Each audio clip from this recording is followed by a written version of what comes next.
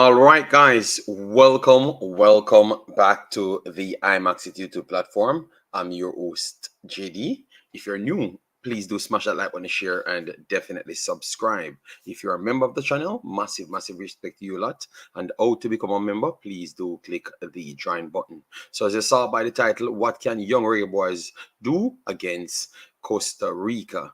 We have Canada and Honduras, and then we have some predictions coming up. Like we have big games, Mexico versus Haiti, and we are going to look in depth on other teams as well and ask a few questions aside from the main topic. So that's what we have in store. Jamaica got 9-0 against United States, and believe me, you know it's going to be the talk of the town. So people still want to talk about it and how we can even do something in any way or fashion. Everything that I'm going to be using is what actually used in the actual game or what took place in the actual game to make my analysis through this video. So let me know your thoughts at any point as it relates to the breakdown or anything. All right, so let me start by bigging up the people in the chat. So we have Osh Puppy here already. Then we have Vinny Congo. Massive respect. Thanks for being here. So let me start by just talking about what took place last night or this morning for me, but I think last night for you guys. Let me start right there. All right, because you have most of the groups, they are getting finalized at this point. All right, so this is what we had yesterday. Damrep lost to El Salvador. We're gonna pull it up just to show you guys what exactly took place in the game. So 1-0 in the end. Christopher Argueta scored the one and only goal. So El Salvador came through Suriname's group and they fought it out on the day. El Salvador got the win, and they're showing that they are much better than even what I gave them credit for. Or they have improved. All right. Yes. As you saw, a penalty was saved there, but let me break it down to show you how the team looks, so you can get to know the players. Daniel Franco, number 1. Diego Guardado, number 16. Darwin Lopez, 4. Justin Carrillo, 2. Kiano Casa Malaupa, number 3. Brian Lova, number 10. Stephen Gira, Walter Men Yevar, number 11, Franklin Pena, number 7, Nelson Diaz, and Wilber Diaz, number 19. That is for El Salvador right there. And you guys should be familiar with a lot of these players because I had talked about them. Majority of them made back the official list. So I don't know. We will get to that later. Let me not touch that. And then for Costa Rica, we have Edwin Frias, Israel Boatwright, all right, Jose Canisa, Maximiliano Jerez, and you have Isaac Carcino, Carlos Arias, Aiden Russell, Yardi Alvarez, which missed the actual penalty. So a lot of people would say that they deserve at least a draw, but I thought that El Salvador, I liked them a lot more in this game. Ilian, Aiden, and Christian to finish it off. The weather condition was not the best in this game. It was pouring rain in this one. It was very tough. As you saw, 10 shots to 6 in favor of Damrep right there. Once it would work. All right, and they had 5 on target, which on the opposite side, you had 5 over here, 6 over here for El Salvador, and they had 3 out of that on target. And that the possession was much more in Dominican Republic's favor. But I still believe that even with the possession, El Salvador looked very much dangerous, and they come on late in games. We always saw that about El Salvador, and they have proved themselves yet again. All right, yes. But with that said, it puts El Salvador on 3 points right there, and we have Damrep at the bottom, which I expect. I had put Damrep to be 4th because that is a tough group. All right, so I had them 4th in my calculation still. So, and they showed me good sign to say that that is going to be tough. It's going to be a tough group. but at the same time, I still believe that experience will take the others over the top. Let me know if you agree or you disagree, people. All right, 1 second. I'm just trying to get the setup here. All right, so we can give you the group and give you exactly how it sets who is at top or bottom. All right, so that's Group B. So at this point, you have El Salvador on 3 with +1. Honduras and Canada drew. All right, we're going to put that one on the screen now, the Honduras versus Canada. Let me know, because most of you guys would have wanted to watch this because Canada was the most impressive team the last time around. So let me know what say you guys as it relates to Canada and Honduras. I'm going to break down that right after.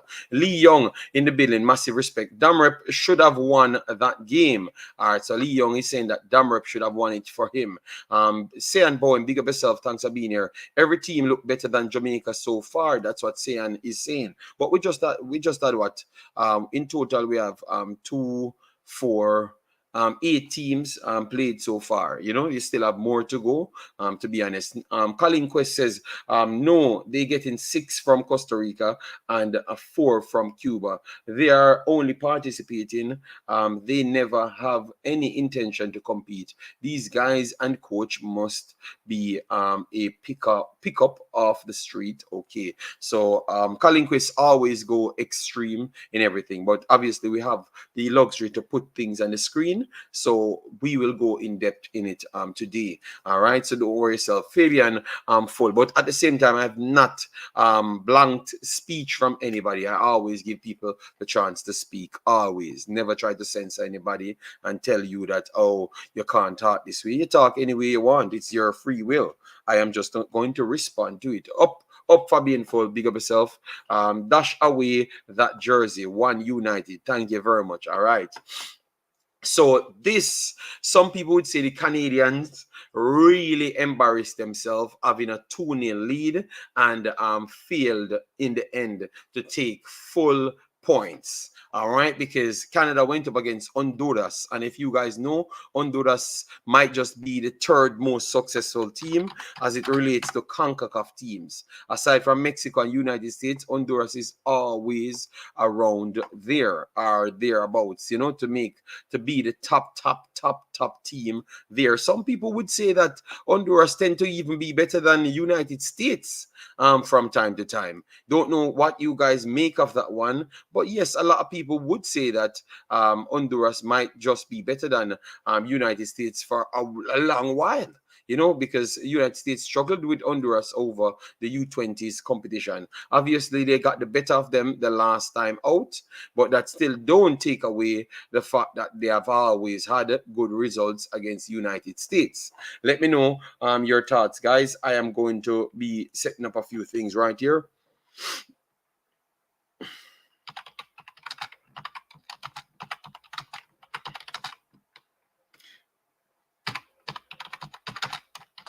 All right, so that's good right here.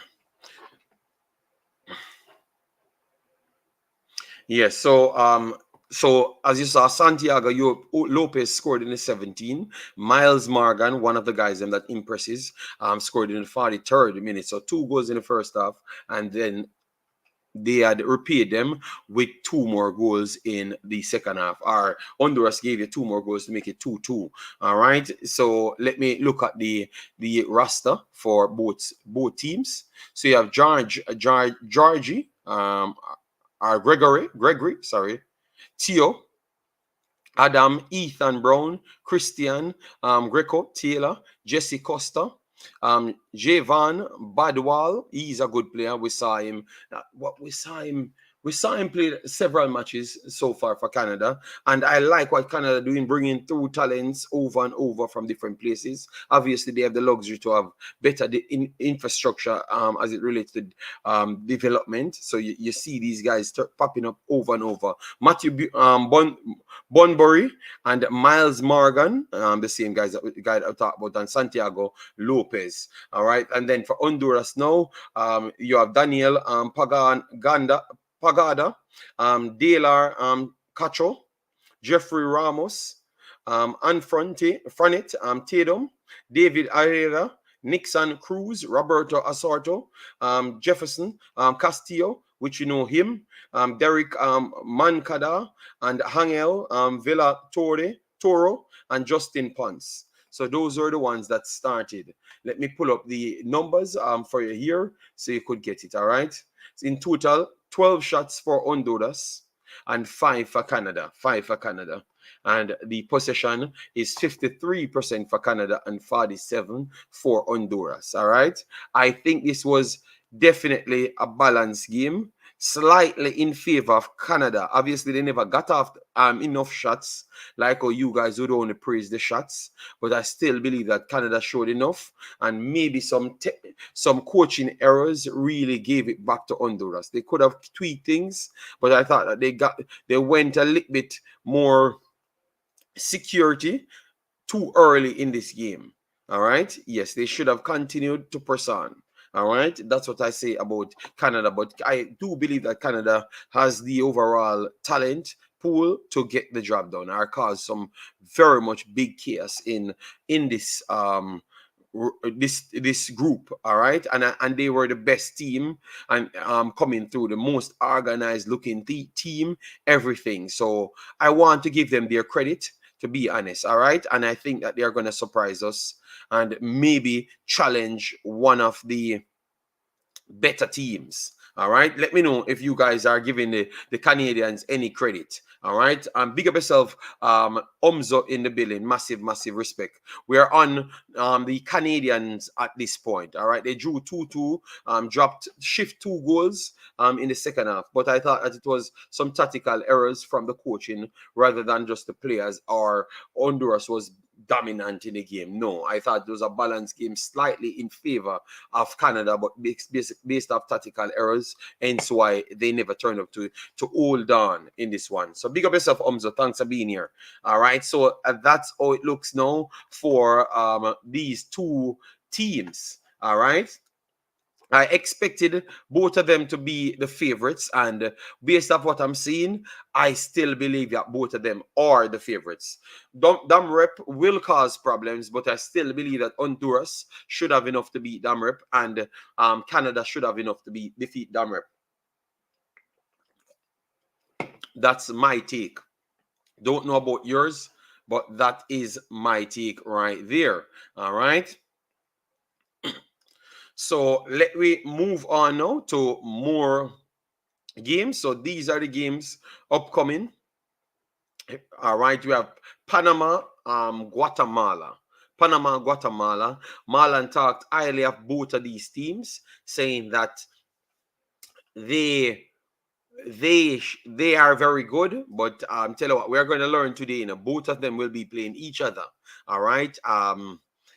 I like what Panama offers with the physicality, but I am still not as as Marlon on them. I think Guatemala can cause them problems. I actually think Guatemala can cause them problems. All right, so I'm going to stick with this is going to be a draw, because Guatemala will struggle at first with the physicality, and then in the end, Guatemala will rally back and get something from the game. All right, so I could easily see this as a draw.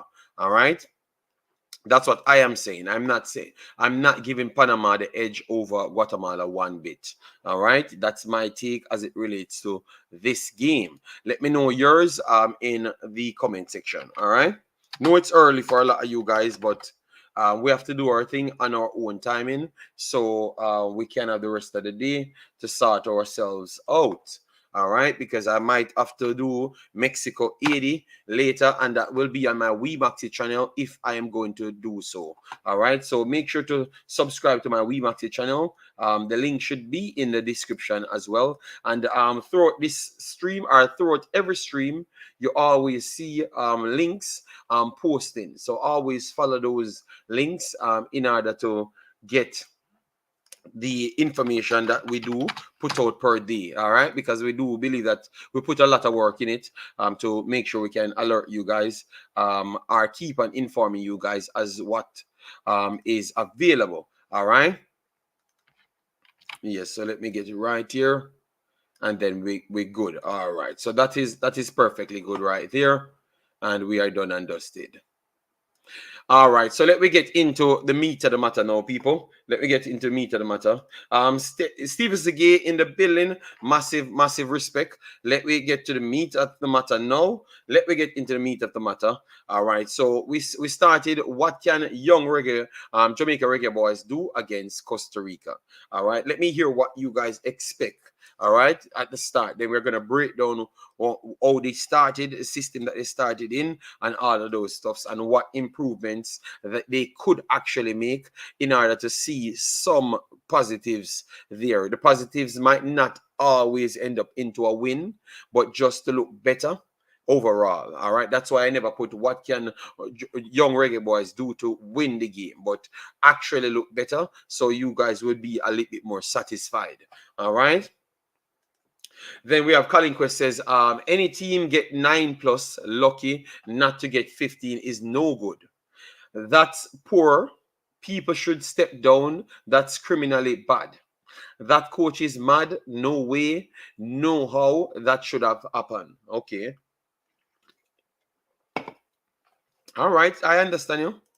I had done a video yesterday where in which I had educate you guys on United States quality, so you guys can understand the that's why I made sure to build my videos that way, so you get it's always squaring up to reality, so you know what level the team is on that you're facing. And that's why majority of the time it always be me breaking down the opponent, because my thing is not to come here and beat up on people that I know might not be as good as the next team. You understand me? Yes. But I do think that you guys build up the expectation to break them down to fight in the end. All right. My expectation was never them to win anything. All right. So I was always looking at what they could do to get the best out of maybe the third place position and stuff. That's what we were looking at. And maybe surprising second place. But after watching the Cuba Costa Rica game, I have some little bit more problems. But where my questions start is it that United States is so good than the other two, so we are overlooking certain things that the team could do against those teams?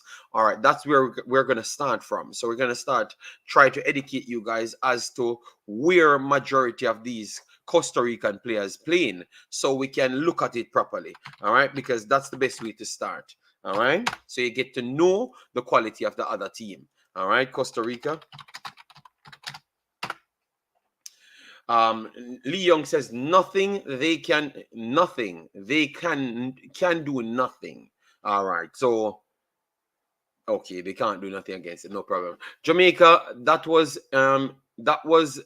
talent you said you had. 9 goals. I was stunned. 9 goals. No, no, no. Well, remember, Mexico will be playing 18, so you have to be careful how you talk.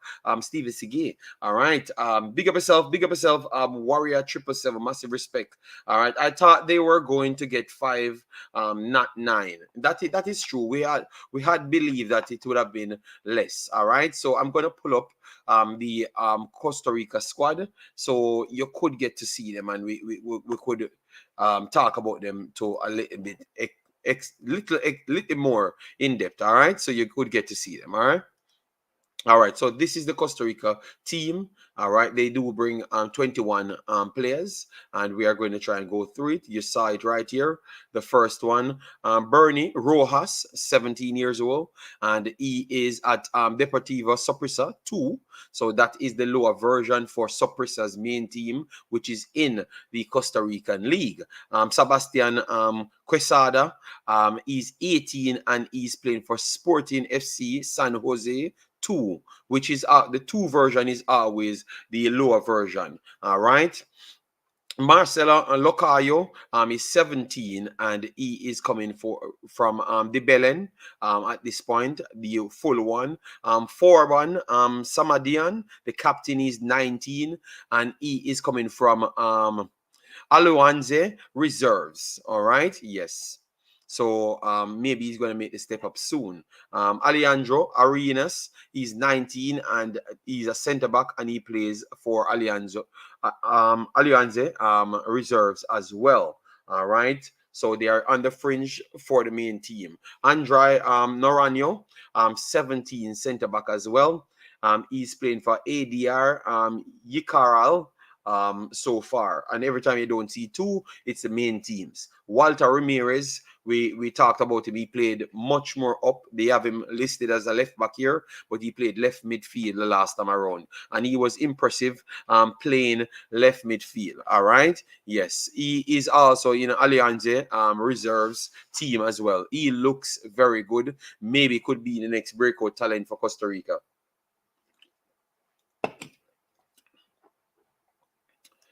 All right. Warrior says, in the qualifiers, they looked very ordinary. I believe Money Cup team could beat them. All right, fair enough. Sherman Scott, big up yourself. Thanks for being here. Massive respect. What team you do support? We are discussing teams here, so let me stay on topic. All right, this is not about me. Julian Gonzalez, left back by trade. He's coming from Saprissa as well. Kenan Myrie coming from Saprissa as well. He's 17. And you have Albert. He's a defensive central. And you will see he's coming in from Saprissa as well. So a lot of players coming directly from Saprissa right there. All right. Even though it is the two version. So it is the reserve. All right. We have Leandro Alfaro, midfield. He's coming from CS Cartaginis right here. And you have Bryson Rodriguez, solid player. He's coming from AD Municipal, Labira, reserves as well. Daylan Aguilar, this is the one that we know. He's coming from Alianza, reserves as well. He's a solid player, One of them that we have to look out for. Aguirre, central midfield yet again. He's coming from San Jose, 2.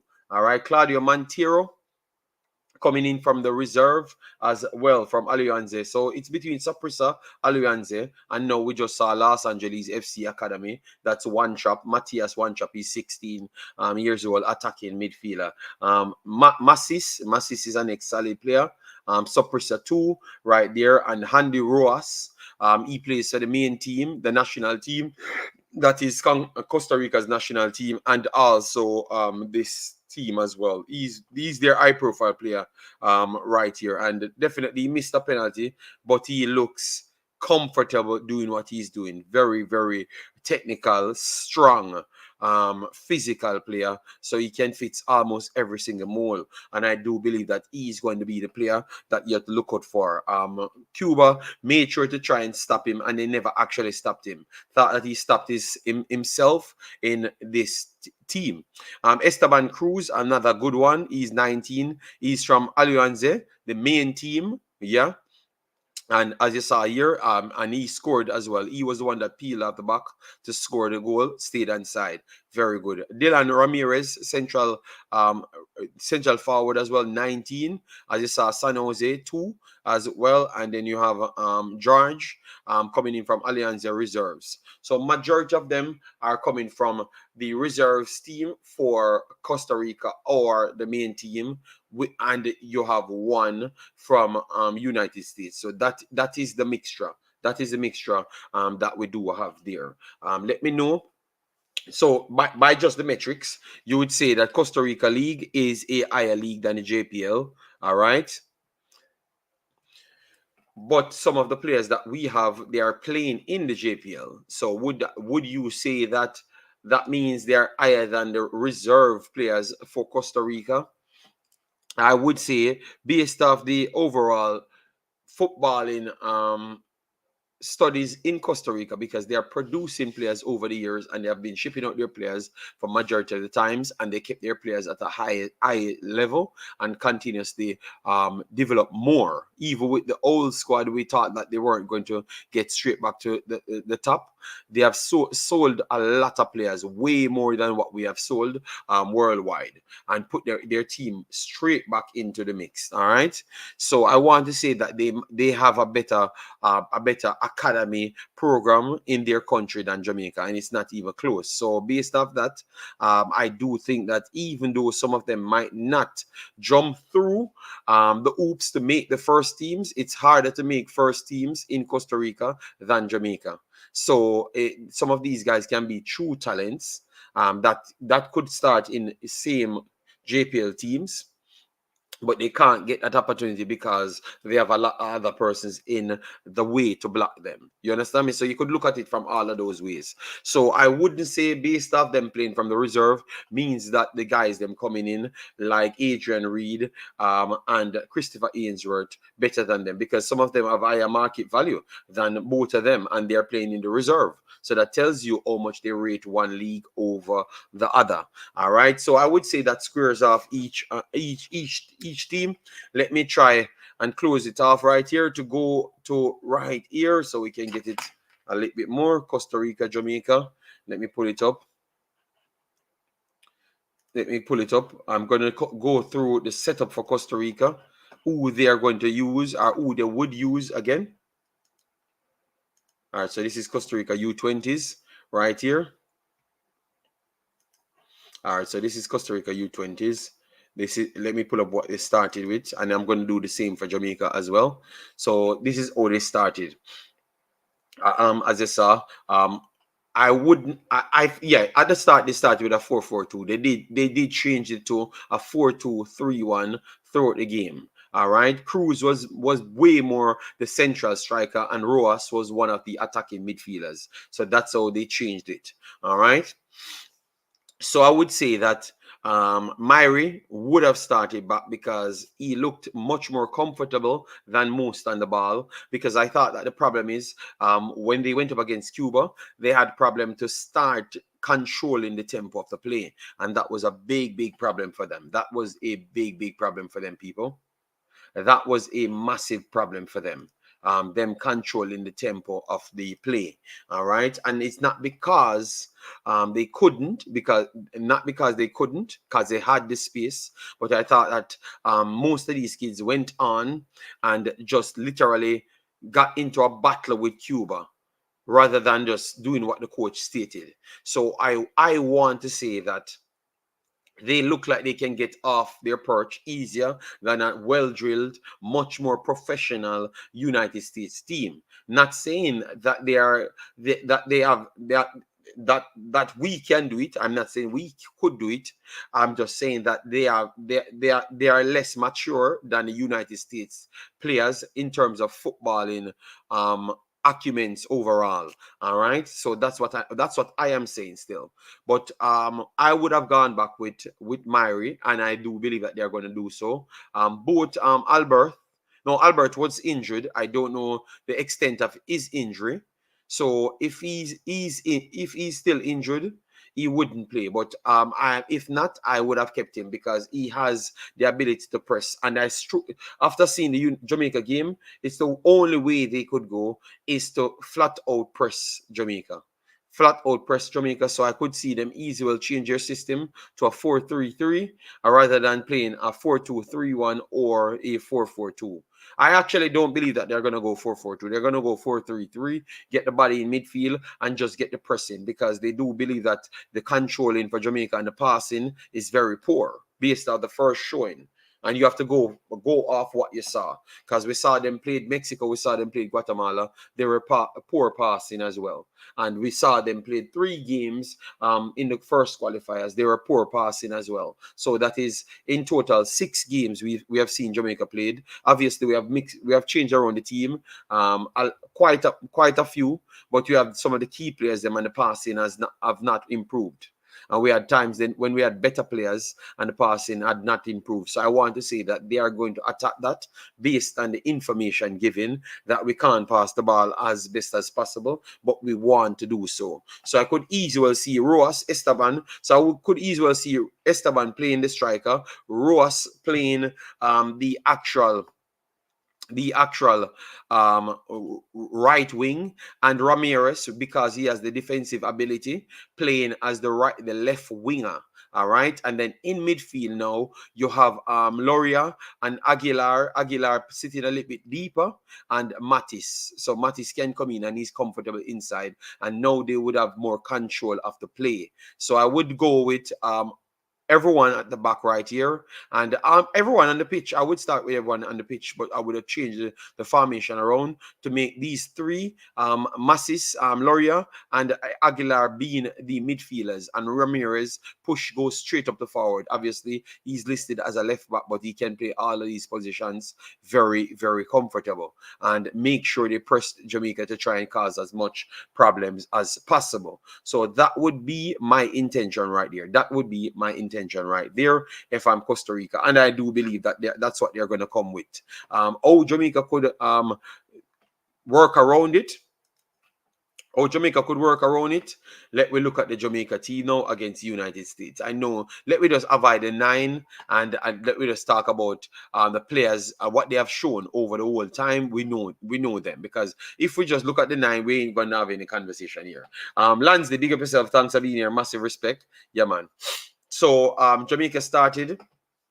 We never started a 4-3-3 at all. I thought we started more of a 4-5-1 that rapidly became more of a 6 at the back, because one of the time I saw like 3-4 centre backs. I don't even know that's possible, but one of the times Jamaica playing 4 centre backs, just to try and avoid the problem, and it created way more space for United States to maneuver and such. But I thought that our true formation that we played was a 4-5-1.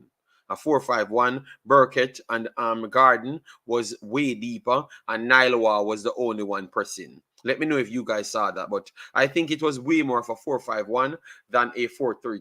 All right, yes. So a 4-5-1 I would look at, and it would have stayed the same way, which 3 of these guys, Small, Shadiko, and Welsh would have been in the middle, and Burkett and Gordon would have been out wide, trying to add width to the play, but still stay close enough to close the gaps and make tackles. That's what I saw. All right. Going clearly, we have other players on the bench. Never knew what the purpose of these players being on the bench was. So we know we have Fabian Reynolds coming in from Wolves. We have Christopher Ainsworth coming in from Cavaliers. All right. We have Nashardo Gibbs and Bicknell as well. So Bicknell is a defensive central. You know that he has the history and all of those stuffs. All right. Speed is the main cause of Jamaica failing, and many YouTubers keep giving him eartime with his foolishness. Okay. It's the first time I ever saw you smoke like that, Warrior 777. But maybe it took situations like this for you to see the light, you know. Yeah, but let me look at it. Let me look at it, people. So at the back, we already had some problems. I thought that these guys at the back weren't familiar with each other. Adrian Reed was in the middle.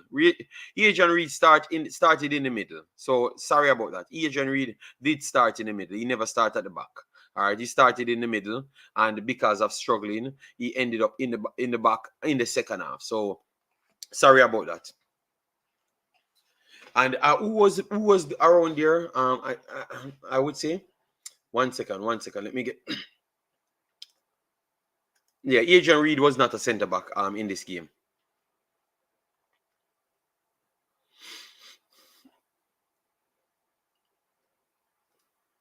So Nashan Bolt, Romian Blake, Wizard, and Javen Williams was at the back. Adrian Reed was in the middle with Welch and Burkett with Garden and Small. So those were the guys in the middle. All right. Bestest documentary, big up yourself. Thanks for being here. Massive respect. All right. So what I would have gone for now, because when you're looking at the game now, you are looking at the weaknesses of your team, but also the weaknesses of the opponent. Come to a balanced plan that can minimize your weaknesses and give you equal opportunity to pounce on their weaknesses as well. That is solely what football is, you know. You have to work yourself around it. All right. So what is the plan that you would have gone for based on what you saw?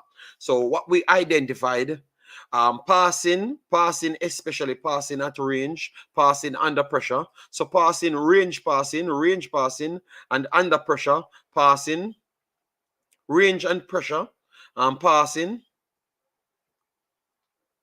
is the problem for Jamaica as it as it so yeah, range and pressure passing would be the two biggest problem I do believe that Jamaica has there.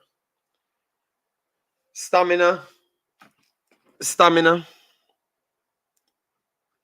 that could be caused by the altitude as well, but I don't think it's going to improve. I don't think it's going to be improve enough for it not to be a problem if it's caused by the altitude. But stamina was a problem as well. So range and pressure passing, stamina, complex formation, because I don't think they figured out the formation that they were playing at the time. Yes, because they looked all over the place. You know, complex formation was the problem. All right there, because on tracking back, they got caught out a lot of times, misplaced positioning. So complex formation caused positioning problems. All right, positioning problems. Or maybe they could have, maybe the formation is not complex, but they never had the time to fix it. All right, so positioning problems right there. So I'm just identifying all the problems them and how we could solve those problems. All right, we have our brother Brian Burke in the building. Yes, man, we are breaking it down to see what's good and how we could get something going for Jamaica. All right, it's not looking good at the start. Obviously, everyone told me. I understand, but I'm just trying to look at the bright side rather than I just build a video. Realize I built 2 videos now and I'm not beating nobody. All right, so based off that now, let me look at something. We could have get it going. We saw 2 players. We saw Nile War looks like he's okay enough to press on his own. So Nile War, we saw that he could have pressed on his own. So he's not so problematic. So we saw that he could have pressed on his own and he can play the lead striker on his own. Let me know if you guys saw that. All right. Leo, Messi, big up yourself. Thanks for being here. Say just check in. Massive respect. We saw that Nailwa could press on his own, play the leading line on his own. So I think that we found a striker right there. All right. We found a striker right there. Because remember, we need players in other positions, So we have to make sure we find the right thing. So based off our lack of range passing, lack of passing under pressure, I think we have to go for a compact formation, a compact formation that we have to use, and also system, a compact formation plus system as well. All right, so that's what we have to go for, period. All right, that's what I am looking at. So for me, I would go for a 5-4-1 flat out 5-4-1 formation. I would go for 5-4-1 formation, and I would use my system. My system would be wing transition system, because clearly, if you can't pass the football, we have to limit. You have to limit giving away the possession of the ball. So a compact 5-4-1. And I know this comes like a coaching class, but I'm telling you what I'm going with, so at least you're going in my brain. All right, 5-4-1 wing transition. So even my midfield is still much more of a additional shield to be defenders. So 5-4-1. So I have like 7 defenders naturally on the field, and 2 of my wing backs them would have aided in the attack more than anything else. So I have truly 5 centre back type players on my field to try and stop those gaps.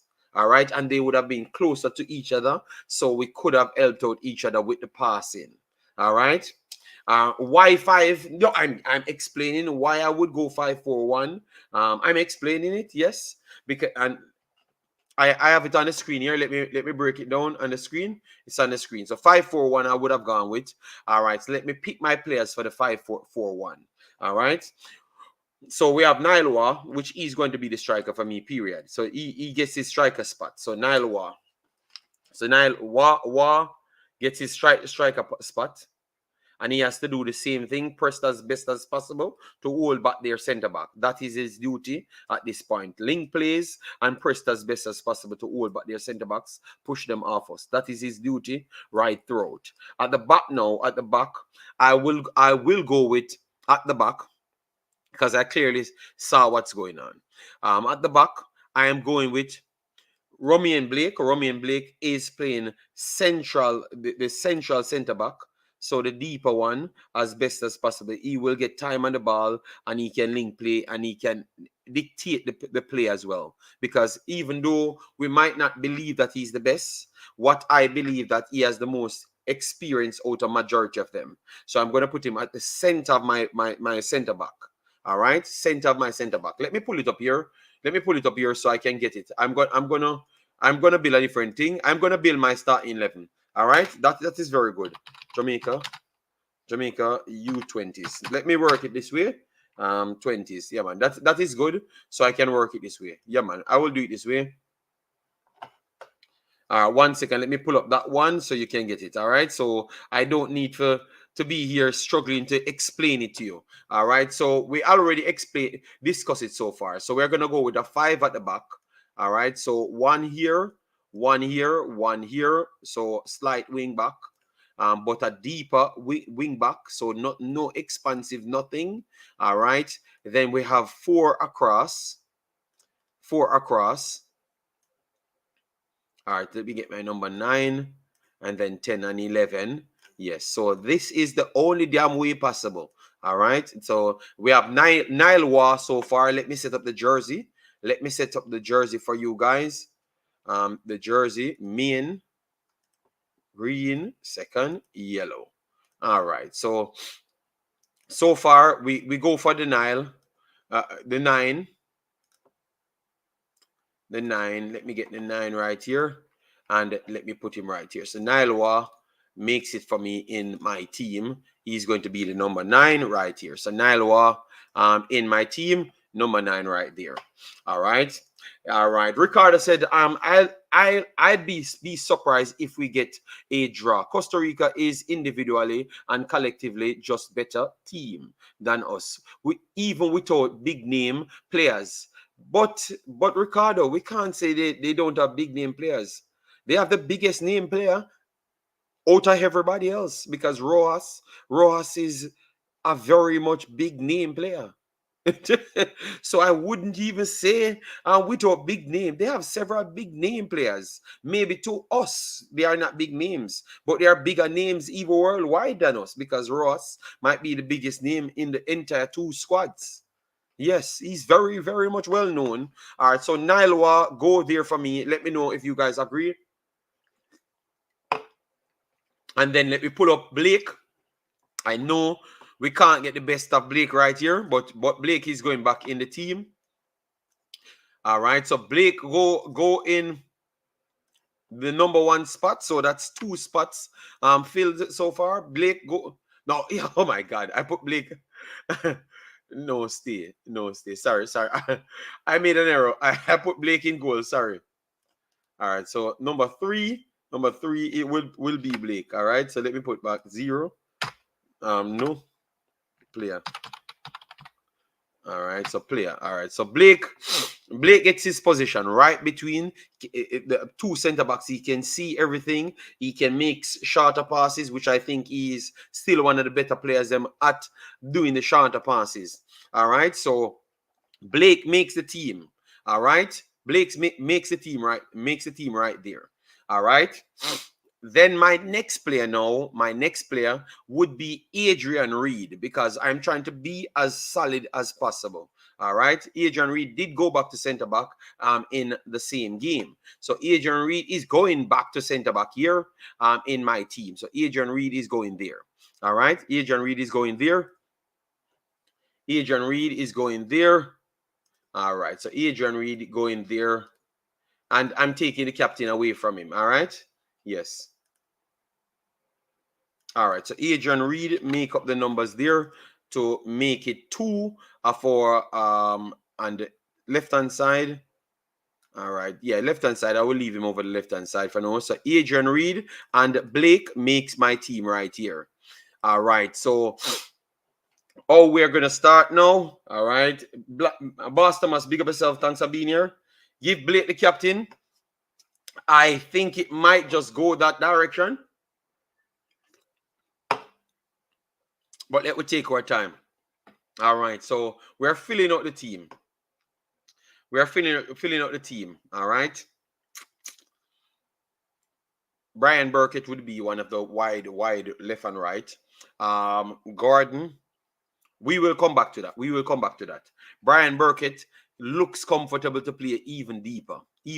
But let we come back to that in this game. All right, so we have Welsh. Welsh, definitely we have to put him in a very good position. So Welsh will be the number 8, the exact number that he wore in the game. All right, so Welsh takes his spot in midfield. All right. Number 6 right here on the left-hand side, it's going to be Christopher Ainsworth. Christopher Ainsworth going in there. Christopher Ainsworth going straight in there. All right. Yes. Not a next question. Christopher Ainsworth going straight there. All right. So our squad is, our starting 11 is put in. It's coming together. It's coming together, people. It's coming together. Number 6 will be Christopher Ainsworth right here. All right. So we have all the left-hand side right here. All right. All right. Ooh. All right. So number 10 on the right-hand side. We are both of our wingers. We are going to put them in now to help out Nilewa to run at them. All right. I like what I saw in the last game, and this guy is going to keep his position. Gordon did play well. All right. Gordon did play well. His ability to keep possession of the ball, that is something that, and make short passes, that is something that we were short of. And based off what we just talked about, our problems, he would be definitely one of the helps right here. So number 11, no, we're going to put him over the right-hand side because he looks more comfortable over the right-hand side. So he's going to go over the right-hand side for me. Yes, he will get the number 10. No, he can't get the number 10. I'm going to give him the number 11 because my boy have the number 10. All right, so Gordon goes over the right hand side. So this is how it's going to go. All right. Woo. All right. Now, so we need an extra center back. We need an extra central midfielder, and we need a left midfielder as well. So those are the 3 we are looking at, people, to get the job done. Let me go. And the goalkeeper. Are we staying with Tawi Lynch? Are we staying with Tarian Lynch, or you guys have seen enough from him and you don't want him in the team? Or you don't want him as the main keeper? Let me know. We have Joshua Grant. Joshua Grant did play. No, Joshua Grant was on the bench. For a lot of games. For Jamaica, we saw 4 games here for U17s. So Joshua Grant was on the bench. All right. I still kind of like Lynch, you know. I still kind of like Lynch. I have no serious problems against him. Some people would say that he doesn't command his box well. All right. So people saying that no. All right. Lance Blake says, of course, Blake will start and lead the team. No Lynch should be dropped. And you're saying Grant should get the opportunity. All right. So Joshua Grant for you guys get the opportunity. All right. So I'm going to listen to you guys. I had no problem if you guys want to go against him. So we have gotten blackface keeper only. Okay, that seems like it's just because you're seeing him have him bleach out face, you have a problem with him. All right. So we have Grant in the team over Lynch. All right, so let me look. Because remember, we're trying to achieve what all we started in, and we said that the four problems that we saw, pressure, range, passing. That is the problem. We can't pass the ball far, and we can't pass the ball under pressure. Um, Stamina level, that's a problem as well. So we don't want to and organization, like positioning, awareness was a problem at time.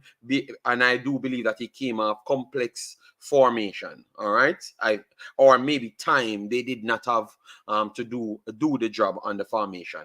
All right. So that's what led me to be more playing compact and what we know about the opponent, because that should be important as well. What we know about the opponent is very, very much important.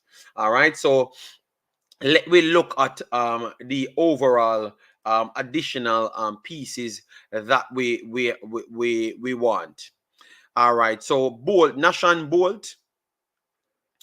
What you guys think about Nashan Bolt? Would you play him as a centre back in a 3? Let me know.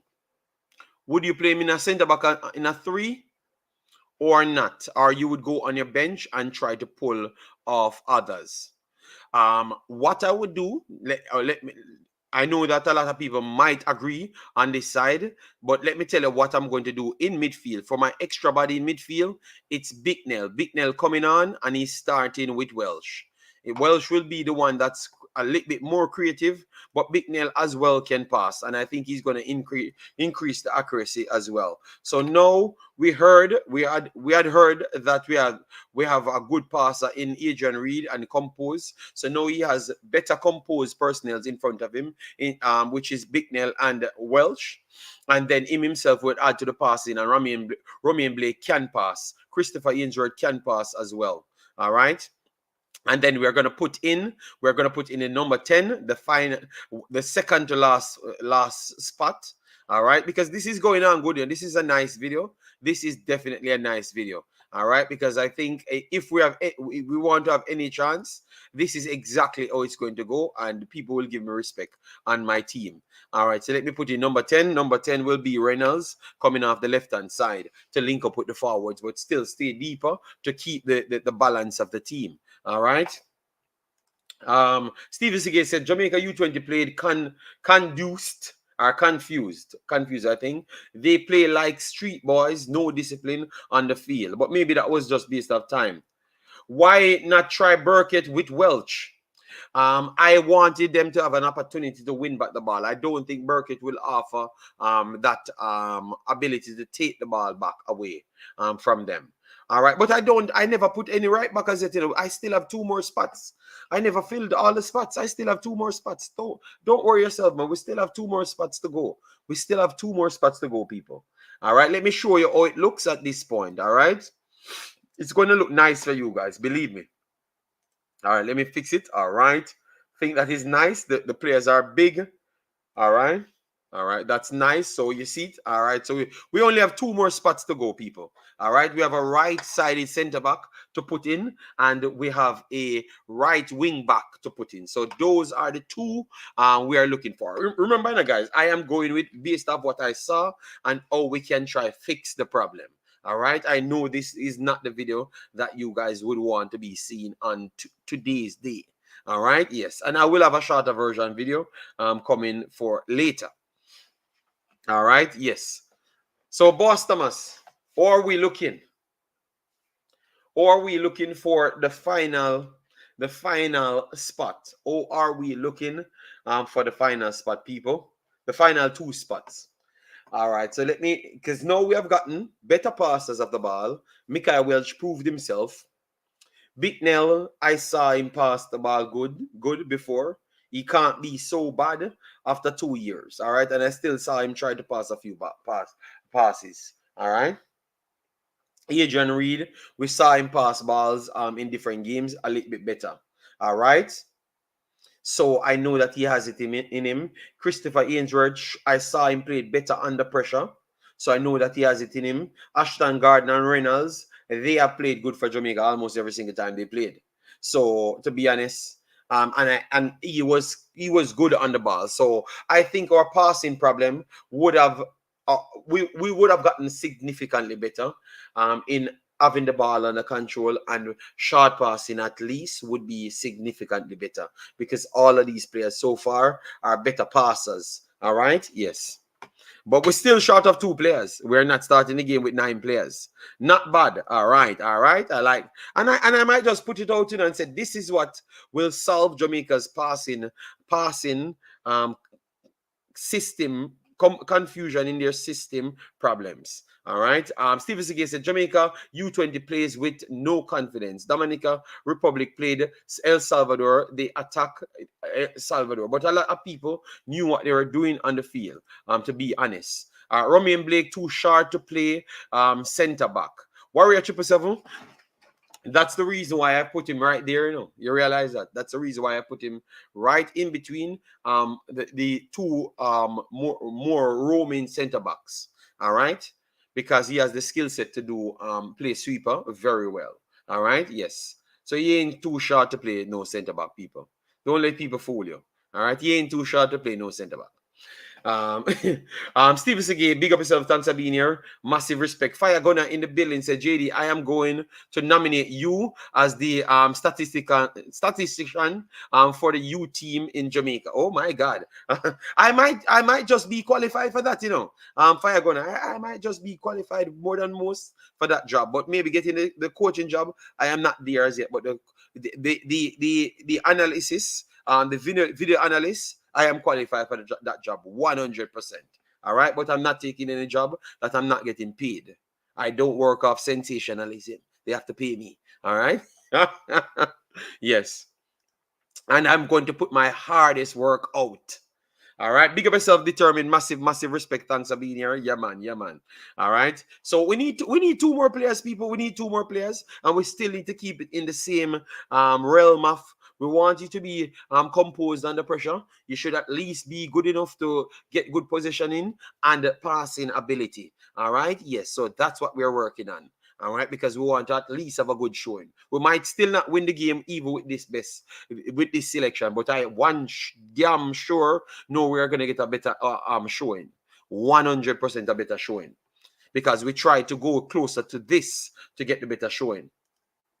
First thing in football is leadership, discipline, and confidence. That is definitely true. Chris Smith in the building, massive respect. JD, the player is ordinary. He makes too many mistakes. I know, but remember, conversation.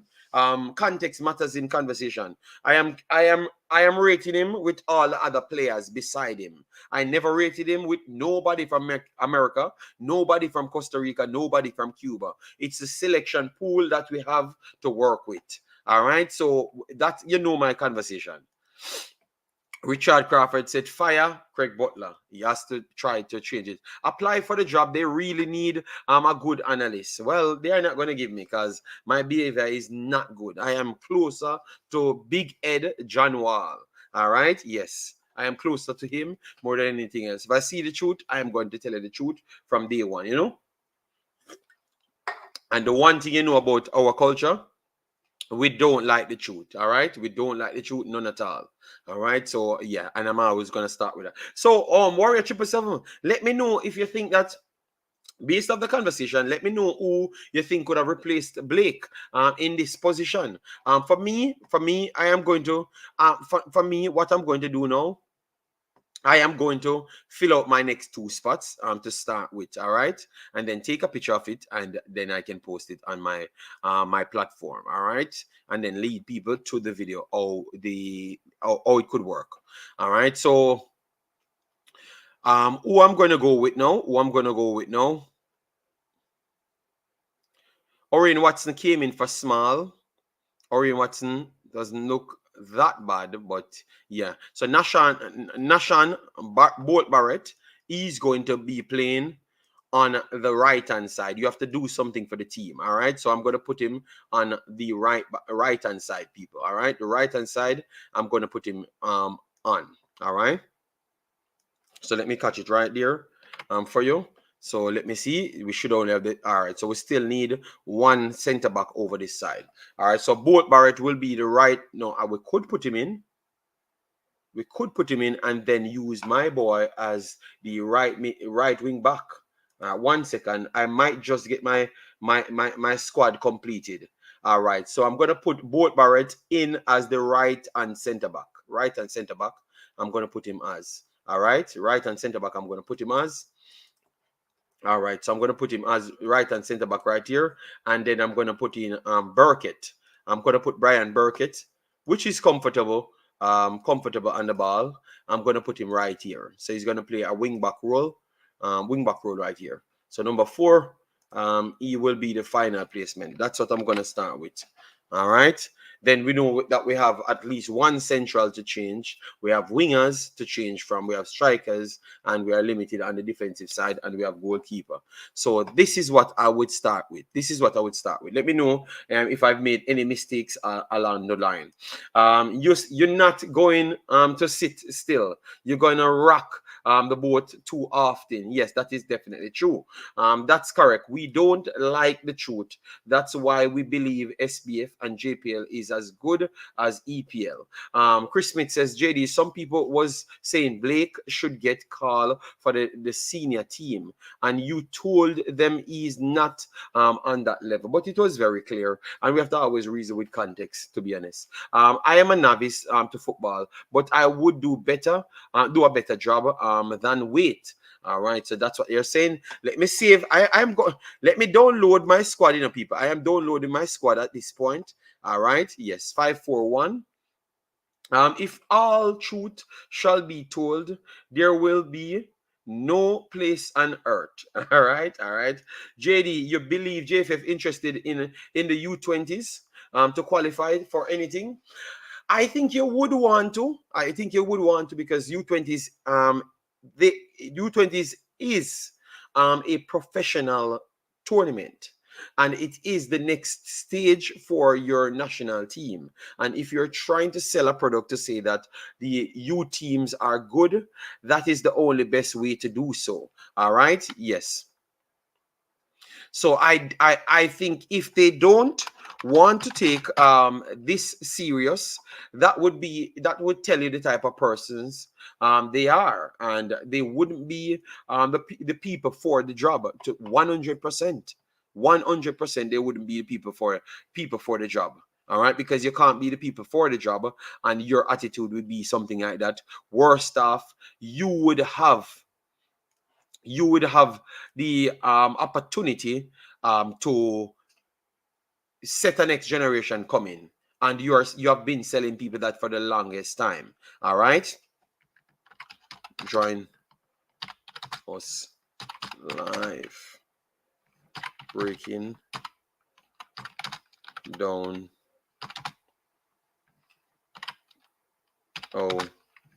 Jamaica boys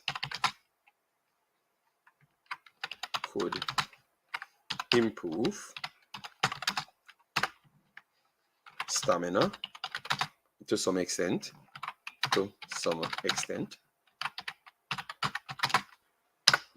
passing under pressure,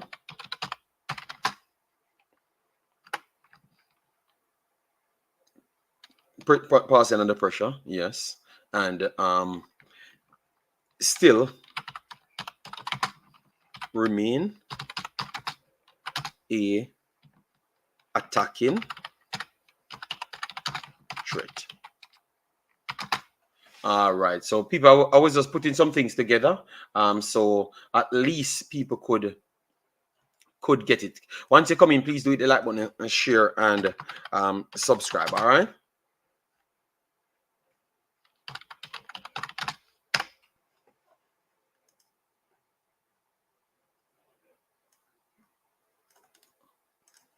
All right, so join us live.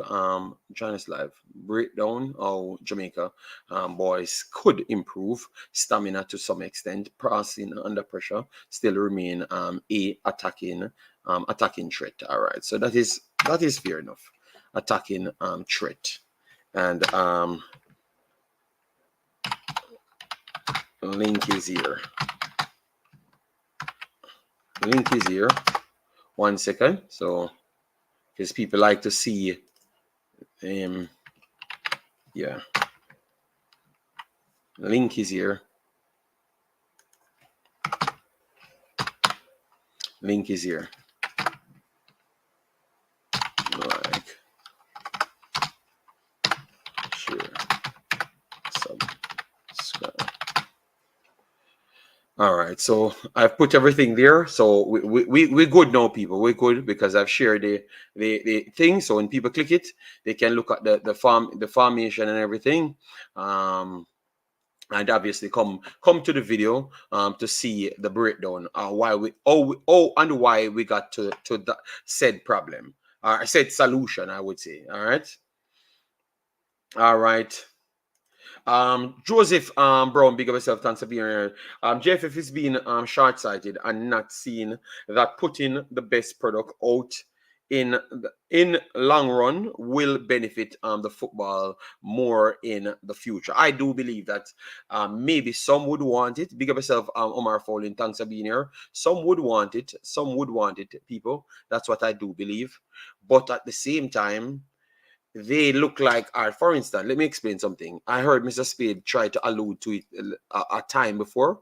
And what he had said is, oh, these are the people put we in power. So they were voted in.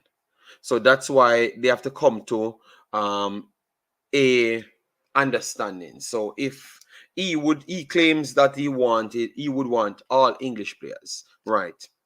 But he can't just jump and do so on its own, because the other side don't really want none at all. So they came to a understanding to say that this is the amount. So what I'm trying to say right there, Joseph Brown, it's not just what the JFF are. It's what some people in the JFF want. It's what the overall total came to. The compromise that they came to, that is the main thing. And the compromise that they came to is, it doesn't matter if they're going to win or not. They still believe that they should be showcasing their players, and they consider their players only local born, which the sad thing, you have a lot of people thinks and talk like that. And I don't think it's going to change anytime soon, people. All right. Yes. So that is the situation. Lanzi said, JFF is not interested in the U20. And that's why we are in this predicament and have no chance at Olympic either. All right. So we're going to break down that. All right. Be honest to yourself. Even with the biggest squad, because I am just playing devil's advocate here, even with the biggest squad, do we think that we could actually win or qualify through this tournament? Because I strongly believe that even with the best team, it would have made it better. That is 100% fact. It would have made it better. But I am not still sure that even with the best players Jamaica put together, we would have beaten United States. I think it would have made the game much more closer, but I don't necessarily think it would have been a sure win and qualification. All right, I'm going with that. Let me know if I'm wrong or not. So 1 second. Let me share this around. We lose 9-0, and we not hearing the YouTubers calling for Jerome sacking U20 is as important as the senior team. That is true. On the part of the U20 is as important as the senior team. What the sacking, I don't think majority of the YouTubers, I can't talk for anybody. I can talk for myself. I don't think he was qualified for the role, none at all. But based off people that hired him, what they have explained to me is the fact that he did better with less. So they had to believe that we have better players now than what we had before. And we got a draw against Mexico. So they were going off past experience in order to employ him.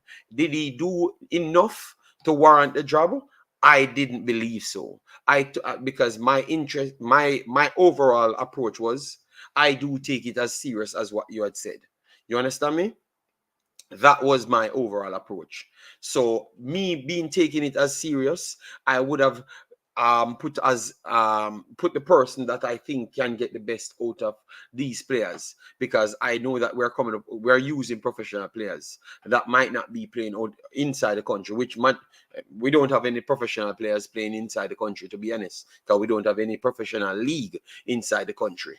Maybe we will get a professional league soon, but we don't have none at this point. All right. Is the coach not picking the right players? Question. Maybe he just can't coach outside of Jamaica. All right. Okay. Okay. Well, he did it already. I just explained to you that he got a draw the last time. Ansley Berry, they won't call him out because he's local born. Okay. Say and Bowen looking at that side as well. I can't talk for that because I am not no other person. I'm completely different from almost everyone here, so I can't talk on that. All right. JFF maintain a quota system to protect their JFF pockets. See players at the expense of the national success. All right. So I heard a lot of people texted me and asked me why they turn up 2 days before, and that's where I could see a lot of you guys' opinions start to become believable.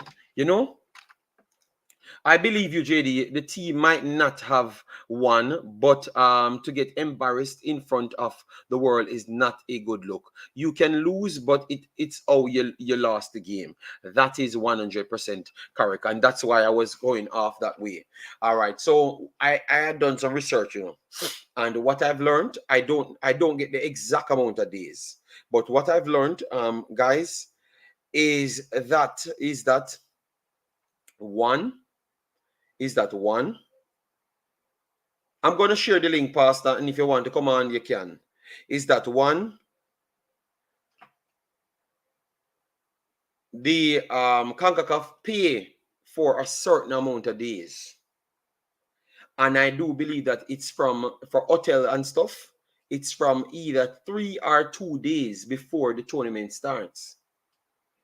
So at first, people told me that they are going in to make sure we can't get the elements them going against us, because it would take a few days before it starts to sink in. So that's why we're going for the 2 days.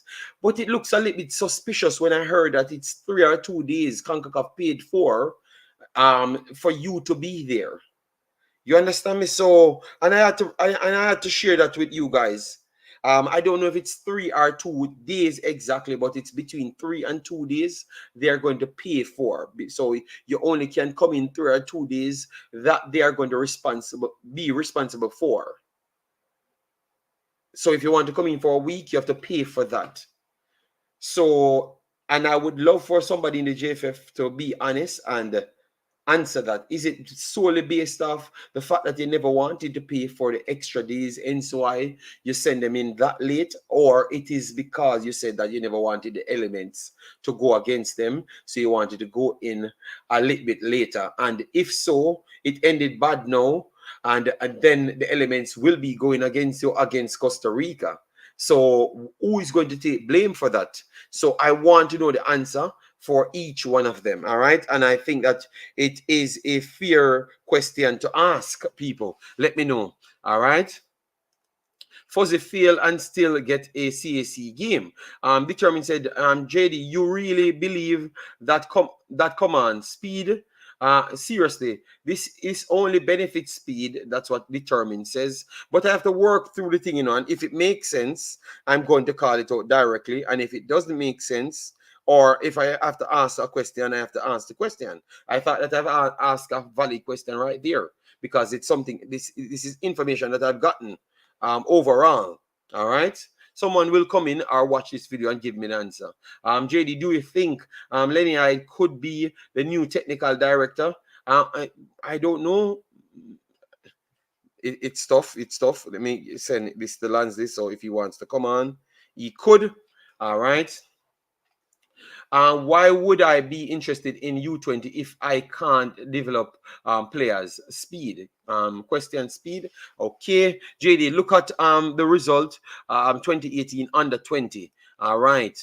Omar Henry, bless up yourself. Thanks for being here. Guys, please do it, like, want to share, and subscribe as you come in. There's no guarantee that all of our best players will win anything, but we are sure that we have no chance at all without them. That is true. So I should have not read out Pastor's comments. The stakeholders according to them.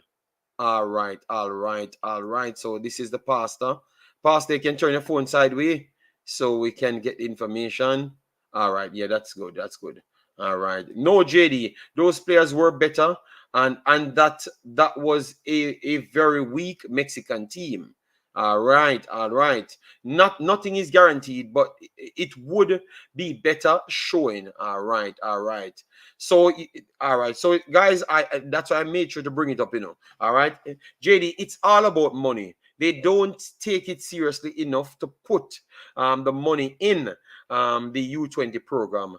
Not gonna pay for so much plane ticket and also fears as it relates to hotel fees. Like you have to pay extra 2 days. That's going to cost a lot more. So I would love for the J5 to talk on that. Why you brought them so late there? Is it because of A or is it because of B? All right. So guys, I've just put up my entire thingy. Let me see. All right, I've just put up my entire thingy, but I posted it separate, so now we can stay and chop it up with Pastor. Let me see, guys. That we still end this one at 150 likes. All right, we're gonna go 2.5 hours, 150 likes. All right, yeah, man. So if you haven't hit the like button, please do so. Share the video around. Let me know your thoughts. All right, I've made my listing, and I thought that it looks solid. All right, it looks solid. People will give me their take on it in the future, but it looks solid for me. All right. Yes, I went with Joshua Grant in goal because you guys said Tawin Lynch should not be in there. Joshua Grant should come in. Romain Blake, Adrian Reed, Nashan Bolt Barrett, Brian Burkett playing right wing back. Christopher Ainsworth playing his normal left wing back position.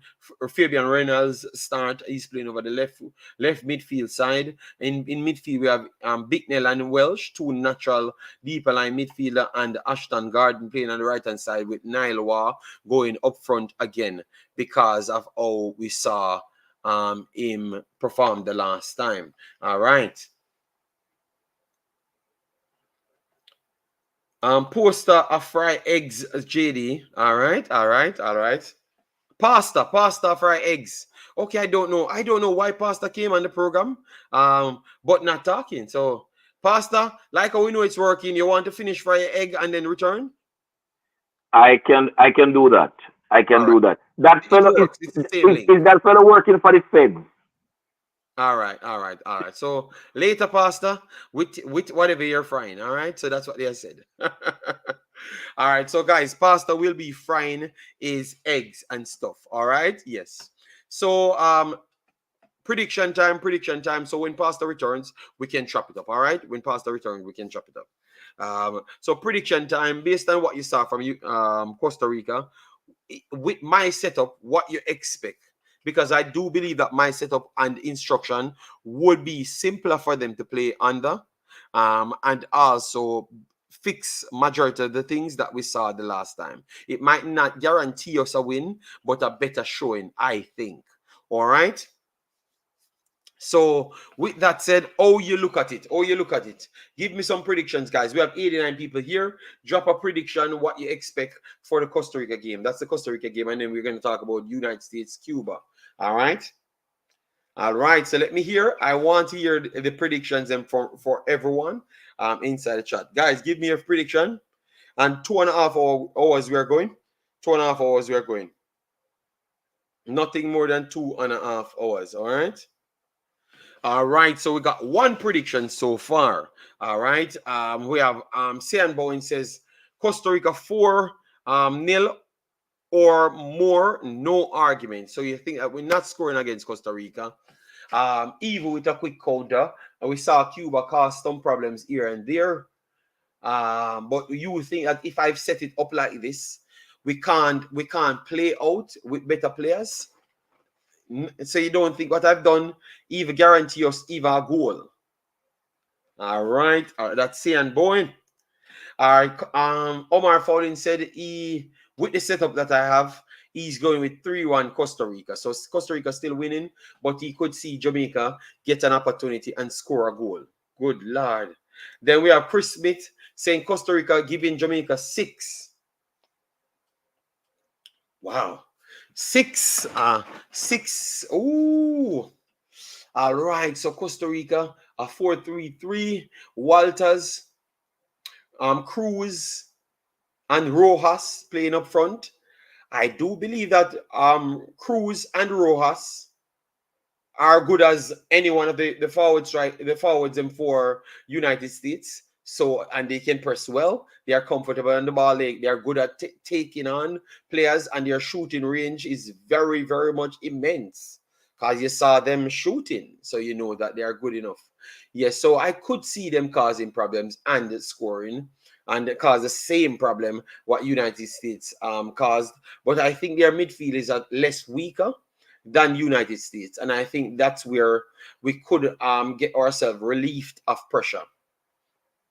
You know, but I still think their midfield is better than us, or better than ours, just the same. All right. George says Costa Rica 2-0, so no goal for Jamaica. No, JD, not even close. Oh my God. Big League Leng in the building says 7-0, flat out. Nothing else said. 7-0. He's going with good Lord. No confidence. JD, what you did, we will play better, but we don't have the quality. Okay. All right. So he's saying, even with me at the helm, he's not going. So, guys, you see it? That's why I respect my subscribers, because they are not selling me cocoa juice. All right. They are beating me, saying that, JD, even with you have the job, it's not going to work out good for us, because we just don't have the quality and they have the better quality. All right. One Love in the building. Massive respect said, blessings, JD and Imaxit family. Your setup may be good, but who says the JA coach sees what you're saying? You're seeing. Oh, that is very good. That is very good. But that's why I said, give me two answers. What I said and what you think he's going to do. Because I heard him speaking and he's saying, worst come worst, if we can't win the game against the United States, we are going to look for at least a draw. And I have to be honest. When I heard him said something like that, I might believe that he might not see as much flaws as to what all of us saw very clearly. So I think he might not go for the formation that I am going with, going against Costa Rica, because he never tried it against the United States. Even with him still admitting that the United States is the best team in, it is the supposed top dogs in the group, but he's very much optimistic to say that they can do something against the United States. Yes, so that was a big problem right there. So I do share what you have stated right there. 3-0 in favor of Costa Rica. We get in 7, Colin Quest says, because maybe Costa Rica don't turn it off after seeing that they're in a good position. Ernest, big up yourself. Thanks for being here. Massive respect. Sayan says, JD, if we had at least 6 UK-based players, I would say Costa Rica 2-1. Okay, Fire Gunner, big up yourself, JD. If it is your starting lineup 2-0, all right. Because I gave my whole instruction around it, and those players had to be will be doing what I've said, or else they're gonna come off the field. I'm going to be playing with 8 players. All right, yes, man, I'm that serious, man. All right, 7-0. All right. Then the other match 4-0. Okay. So you're giving the predictions for the next matches as well. Good Lord. All right. Thanks for the subscription. Espinoza, massive respect. All right. John Louis, thanks for being here as well. Kenneth Espinoza said, it's not a good team, brother. They didn't even keep up any type of shape. That's what I'm saying, Espinoza, because that's what I've written down here. My problems, the things them that I've identified, because you being a coach, the first thing you have to go in, identify the problems, because football is about stopping the opponent and attacking the opponent. So stopping and attacking. So the best form of stopping them, which is defending, and the best form of attacking, and to make sure you occupy the safest position on attacking. All right. So that is football in its totality. All right. So what I've said, we saw that we have range passing problem. So maybe the players them just don't have that level of passing accuracy. Under pressure, it got significantly worse. All right. Stamina level dropped, and we don't know if it's because of the overall lack of acclimatization. Then the formation, maybe because they never had enough time to sort out everything in the formation, right? So those are the things that I saw. And based off that, I said that I wanted a compact system to work with, and that's why I went for the let me show you what I went for, people, so you could get to see it for yourself. This is what I went for, a 5-4-1, and then I told you my system, or we're going to work in my system as well. All right, my 5-4-1 has Joshua Grant, Romain Blake, which is a better passer, out of the team. Adrian Reed, a better passer. He was terrible last time, but I think I saw him play better games. Christopher Ainsworth, he is solid enough to cause some problems. Bicknell and Welsh serve for passing and also defensive coverage and screening as well. Our defensive coverage is screening. Nashan Bolt Barrett add in there for defensive coverage and also passing ability. Brian Burkett for the same passing ability as well, and passing under pressure. Ashton Garden for attacking support and also closing lanes. Reynolds attacking support and also closing lane. Nailwa for pressing and bringing the team up the pitch. That are the functions that I've been here discussing. All right. Mexico 981. Oh my God, John Louis. Oh my God. All right. Good morning, Michael Thomas. All right. Yes, I think it's another trashing. Oh my God. So another trashing. Speed with his arrogance, removing wall, set up the team for failure. Could say that, because if he thought that the other coach was good enough, that is, you might be accurate right there. Because he thought that the coach was good enough. 3-4 to Costa Rica. What I've noticed, Mr. Dunwell is always around when the national team get a whooping. Yeah, he's around a lot of these teams, and I do believe that he has run his course for the national team, because I do believe that the national team takes on something different, which is a wider pool of players, and I don't think his expertise would be as valuable as if it was only locals. That's what I would say. I know a lot of people, if you mention this person, they get PTSD, but I it's Jamaica first, and that is my reasoning about it. I don't know if you guys agree with me or not. Even if you are Klopp or Pep with these players, you will get battered like egg. Who I understand where you're coming from, but let's see.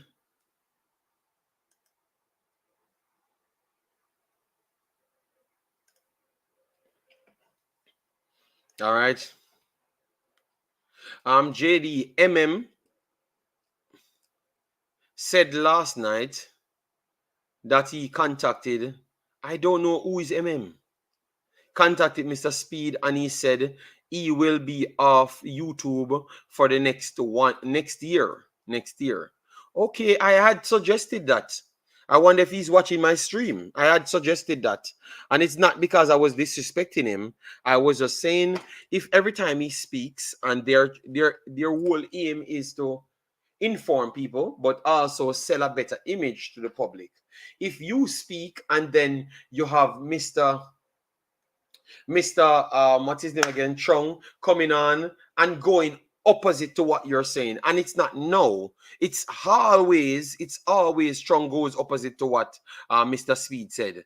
You understand me? So that's why I had a slight problem with him coming out and be saying things. And then right after, when we believe him when he said it, right after Mr. Chung come out and kind of kill his hands. So I think if all of them will be coming out, what I would say the best approach would be talk to each other, have a formal plan, and then I know that people would love to say that we don't want anyone to sound uniform, but you can't sound complete opposite of each other because people won't believe you at no point after that. You understand me? Yes. So I don't know what expertise such man gonna beat you, laugh out loud. No political answer. Who more to blame? Who more to blame? All right. Who more to blame? All right, let me look at who more to blame. All right, so based off what I heard, I thought Mr. Spade and his board was involved in hiring this coach. All right. We heard that what's her name again? I always I heard that I should send things to her, and I sent information to her already. Karen Lumsden. I sent things to her, like people that wanted to play, sent things to her. She was one of them that mixed up the overall list, so she caused problems. So Lumsden has to be blamed right there, and also the coach that took the job, knowing that you could have walked away at any point. I think that that's a problem as well. So you have to be blamed. So based off that, my assessment right here, Mr. Spade, giving the job to Mr. Waite, saying that he thinks that he can do it with better talents and more time. Mr. Spade and his overall staff that comes together to vote on it. So I'm not going to beat Mr. Speed only, but a lot of times when Mr. Speed talking about these coaches, he said him employ them, not the overall body employ them. So sometimes, even though I want to take away the beating from Mr. Speed alone, I have to give him it alone as well, because he keeps to say that he wants the coach them do anything good, he takes credit for himself. I know you guys hear that.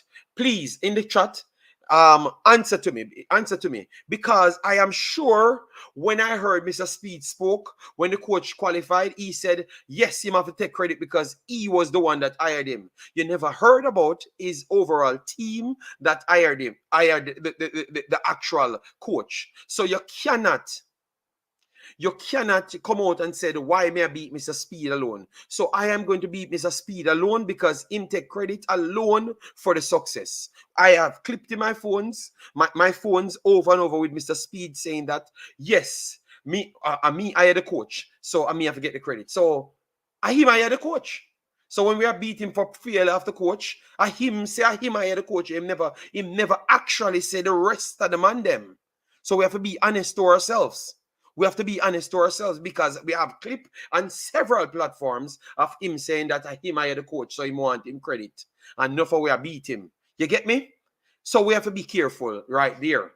So I think that I'm going to give Mr. Speed and not the overall team. Mr. Speed 50% of the blame. Karen Lumsden, I don't know how true it is. I don't know if it's the coach never want the players them and spin stories, but I'm going to still give her 25% of the blame right there. Or 25%, no, 20% of the blame. I'm going to give her, and 30% of the blame, I'm going to give Waite. 30% of the blame, I'm going to give Waite, because you could have still stepped down. You could have still stepped down as well. All right? You could have still stepped down as well and let them figure out their lives. Let me go to the chat before I get Pastor in. Yes, so I've answered it. All right. So 50% blame to Mr. Speed, 20% to Karen Lumsden until I can figure out more, and 30% to Mr. Waite because his coaching style terrible. All right. And also he could have walked away. So 5% for that. All right. Mr. Speed say every tournament the coach are assessed How come Donaldson contract wasn't renewed? All right. Morning, Pastor. Never took Speed seriously. He once said he can find girls just as good as the current girls. Valid point. One love said. Very good answer. Thank you. All right. Did you guys know that Speed has been in the JFF for over 20 years? I'm not sure. New Wave said, bless up JD, aka man with sense. No, I'm just repeating what comes out of Mr. Speed mouth because Mr. Speed wants to sue people sometimes. So I have to talk exactly what he says. So I can take it and bring it to court with me and him and say, Mr. Speed, this is what they tell me. Because see it here, I'm a replay it. So I can't beat the technical team to vote nothing when you tell me, say, you employ these coaches. And you never just tell me, you tell the entire world. Here the clip, I'm a play it. You understand me? So it is not word of mouth, it is your mouth. All right? Yes. So I am beating Mr. Speed on that.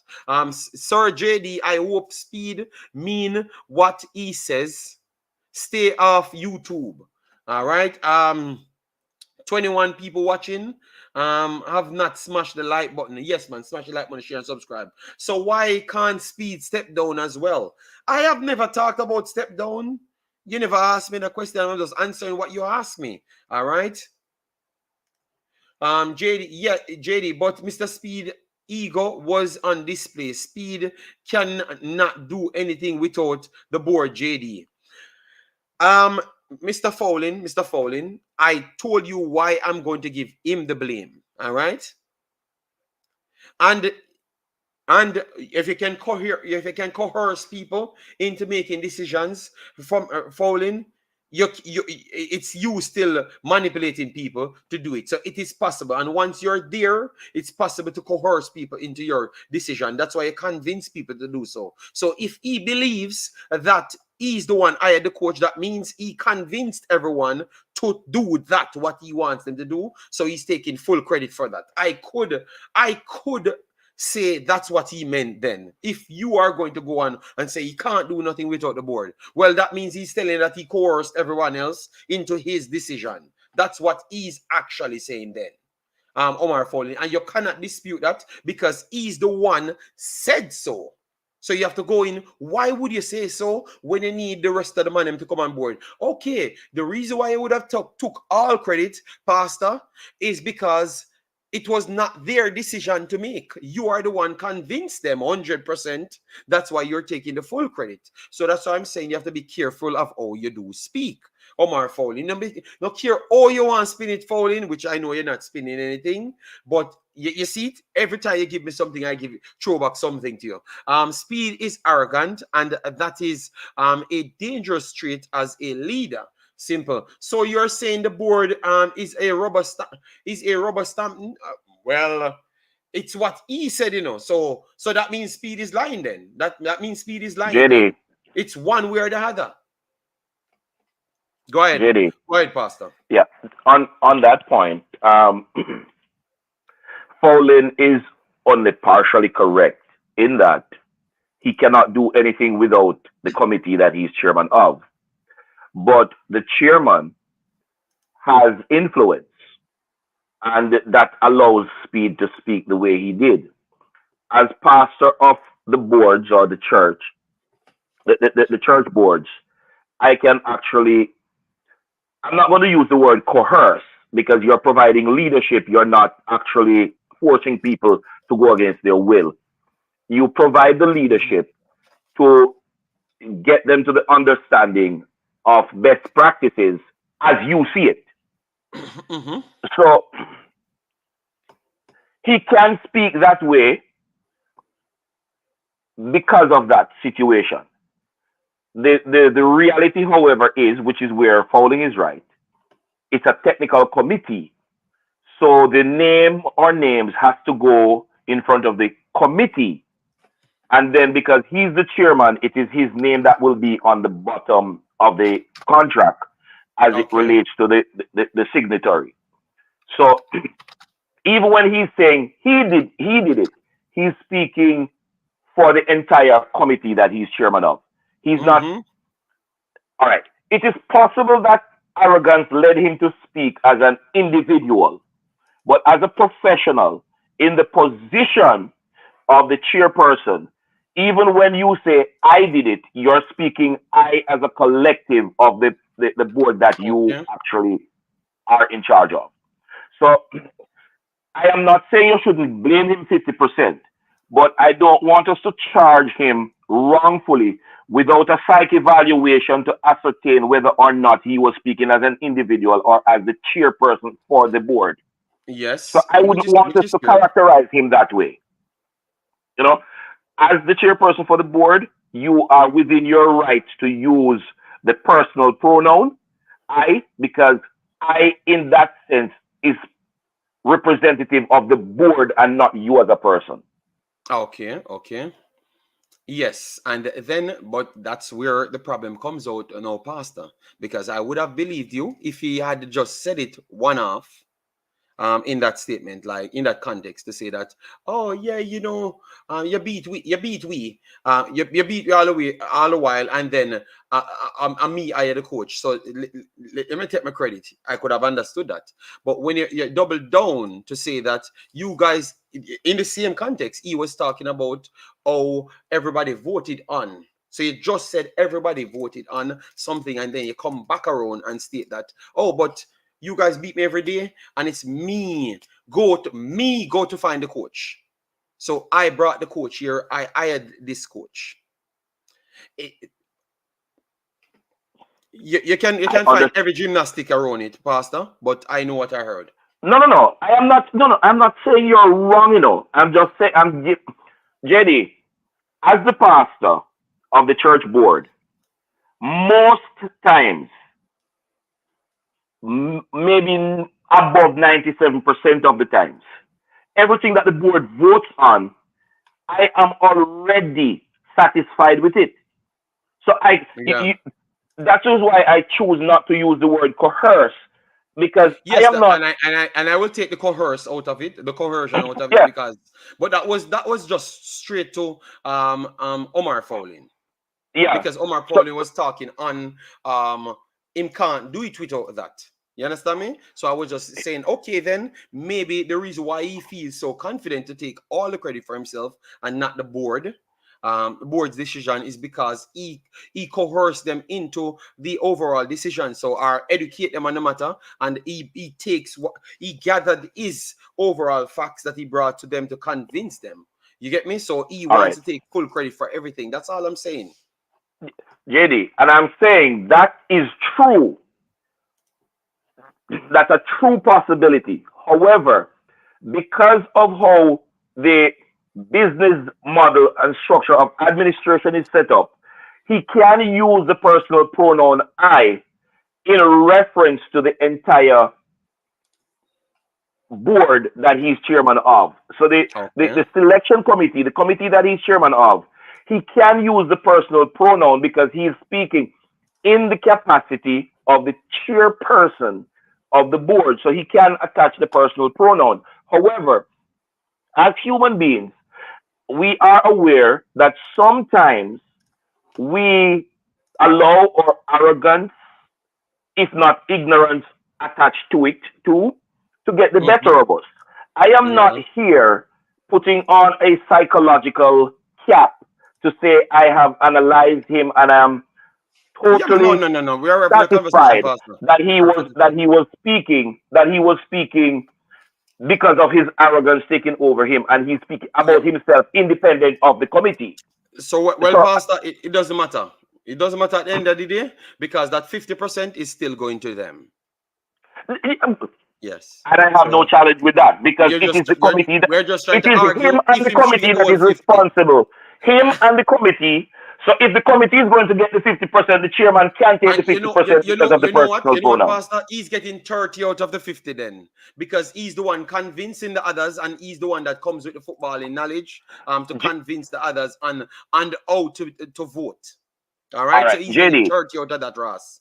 All right, So, that's all so I'm telling you. the committee 30. gets 50%, but but 30% Ima goes get to the 60 out. chairperson. Yes, All Ima right. Luna get 50, 30 out of the 50. Leadership, Yes. leadership is hardship. So I can't fight. I can't fight Yes, Mr. yes, and Speed. not I even can't him back can to you fight. no further. Not even him can come and fight for that. All right, I JFF technical can't back to committee you no and further, Mr. Speed Speed. 50%. Okay, see, if I gonna give them the 50%, but he made sure to do it a little bit different. I was fighting to give Mr. Speed all 50. The team manager 10% and the coaching team 40%. All right.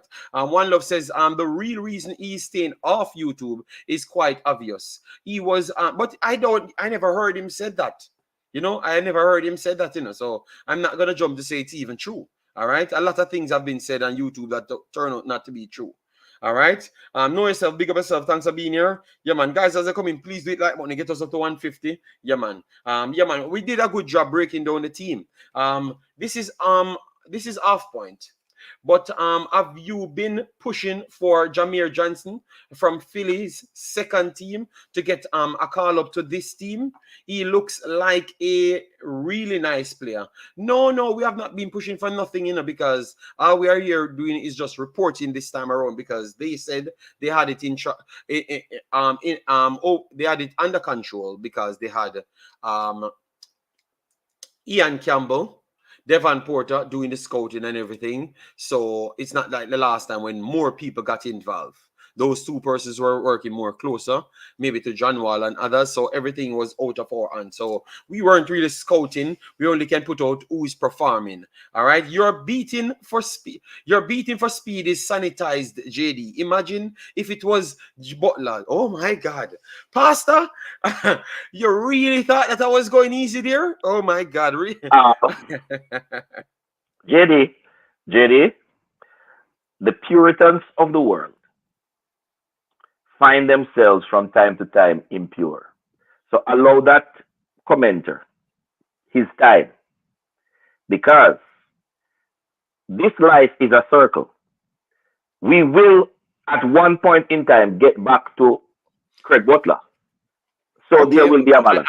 Pastor, Just please, leave it at that. please. Let me just mention speed, please. No, don't mention the what do you call it? The cult members. All right, please. No, Pastor, I believe he means it, or he meant it when he says it. Yeah, but I know that he meant it. I don't believe. I know. JD, All right. and I Yes. did not take the position And that you he don't didn't know. mean it. And you don't know, but that's so it's not you coming up. I say I know that he meant it. Yeah, All right. So it's different. I don't think we place sufficient value on language and the definition attached to words. JD, every chairperson, Yes, but Pastor, every manager can you use can't, the personal pronoun. you can, no, you don't, Pastor, but you don't know, you never go and listen to all the occasions this man spoke on it. I So you can't am just, not taking so claim to you listen to can't all, say but I've that, heard some of them. so you can't say that pronoun is active in all of that context. I've heard him say it in Yes, context yeah, that it's it is only active. him, singular. JD, it is applicable in all situations. However, in all situations, it can be affected by the person that is using it. In every situation, he can I don't think it's personalize it in applicable in every all situation. situations. Because, for instance, Pastor, if the context already be placed out, I am talking about myself, and then I say I after, it's not applicable in that situation. Because if you just said I am talking about myself, not on behalf of the technical team, I'm talking about myself. It cannot be applicable at that point, Pastor, because he just stated before, okay, I am talking about myself. I was the one did this personally. So once it's that case, it cannot be applicable, right? Honest. Hold on. I'm going to press the pause button just to say this. Hold on. There cannot be a time when Rudolph Speed speak about Jamaica's football when he is not in the capacity of chairperson of the technical committee. There cannot be such a time. Okay. He is the chairperson all the time until he demits that position. Yes. Having said that, though, there If he's cannot stated. be a time, when he is not Rudolph Speed the man. Okay. Okay, Pastor. You're So just trying to he spin is it, and both. I'm telling He you you're is wrong. both at the same time, and that is why I said to you that It's at all Pastor, times I understood what you said from day one. You don't have to it can explain be it. applied, but at all But times I'm it can be telling you, manipulated. if you clear the ear and said, this is what I am saying right here, I did this without anybody else, it's not applicable, Pastor. You're trying to spin it. All right? Yes, people. No, Let me I beat am the not spinning it. Pastor. I think we blew it. Pastor, Jerry, you lose. You lost for once in a life. All right, people Mr. listening to the Speed, conversation, let me know. No, I am Mr. taking my Speed, beating. Nothing to do with I want you to hear me say no. that Anybody might this try to time. sue me, and me not say nothing. I don't say nothing at all. Me say what him say, No, but and Jenny, when me break it down, him say he went and sourced Hal Grimson. That's what he yes, said. and him want him credit for it. Yeah. So we are just expanding on what he truly meant. If it was just him alone in that context, so why are you afraid to speak after we are not censored? We don't need No, people. no, Jenny, I am just presenting the professional position on it. I am Well, not I trying to. presented a professional position. The difference is I have more information than you to speak for my damn self. All right? So you're not going to bully me. So me and you Watch will this. be Watch fighting this. today. He went for Hal Grimson as an agent Pastor, I'm of the done. technical committee. So even though Pastor, the I'm done. individual Rudolph Speed went, The people, Pastor, me done. I talk about that. The people will actually listen to the video and decide who win. All right? Yes. I wasn't doing this for no winning. Please, this was Well, not no competition. you said you could have put the words in that level and context and everything, and I've just debunked that statement to say that if a man relinquishes point, that simply means he's talking about himself after, and therefore it's not all scenarios it's applicable in. Well constructed in your big English language. It is Big boss. well constructed, but it is not fully correct Oh because my God, you my cannot brother. dichotomize the man from his position. JD, Well, say what you want to say. no, hold on. Let me just say this a little bit. Give me a minute. Give me You a see, minute. Pastor, one statement turned into 1 hour. I can't get to finish Russia show. 1 minute, and I am stopped with this. Pastor, Speed what? Pastor, stated. opposed to me, I've just explained myself. It is the opposite of what I'm saying. You're saying, Pastor. So you know, I have to go back again. Stop fighting for winnings and talk about you now. Take the winnings, please. Winning is Yeah. not important on this subject for me. You still a fight for the winning because people understood what you're saying. So they will decide if they agree with me or not. And that might just be solely based off who they support. All right. The JD, the board usually take recommendation from Mr. Speed. Is usually make an argument and that can be quite convincing. Thank you very much. All right, based on his appearances on YouTube and his disposition, Speed it's smart enough. It's smart enough to. Okay, no. Okay, why are you writing in these codes? It's rewrite that and then I can read it. All right. Because the man out here putting codes. Big up yourself, Mr. Dre. Johnson is from Ajax, not Philly. Good morning, Mr. Owen. Yes, me and Pastor here fighting, and I love that we can fight. You know, Janaro Johnson midfield from Ajax must be in every youth squad we ever select. Okay. Ian Campbell in the building says team manager get 50%. Ian, believe me, Ian. Team manager. Okay, that's not the coach, you know. Team manager should be Lumsden, right? All right. So you're giving her 50%. You see it? We don't know what Ian knows, you know. but he's giving her 50%. And you want to convince Ian that she cannot get 50%. All right, Pastor, should be a liar. And I can't understand. I never said loser can't get 50%. No, I never said you. I never said you said. I said you're going to argue that point now. All right. Because the JFF, I would not. 50% will, and no, you are going to argue the point because you want to give the JFF completely a different amount of points. Or you would say that she's a part of the JFF, so that percentage, yeah, okay, maybe you can she's an officer of the JFF, so the JFF get 100% and we break it down department by department. Okay. The JFF, Mr. Ricketts cannot be absorbed of this, It is his ship. Okay. All right. Determined said, JD, I read a article yesterday that Wall is out. But you said it yesterday without saying it, bro. You strong. No, they told me that he's in. They told me after the video that he's in. Everyone said, no, JD. And I said, I'm going to do some research. And after doing the research, then I will come and I will give you guys the winning for now. But once I do return, I will tell you if that's the case. Well, I've not done the research, so if I'm right on accident, maybe that's just good to how we approach things. Pastor is off, and it's not me running with Pastor. Oh, he's back on, all right? Because we're just going to cancel him, but he just got away with it.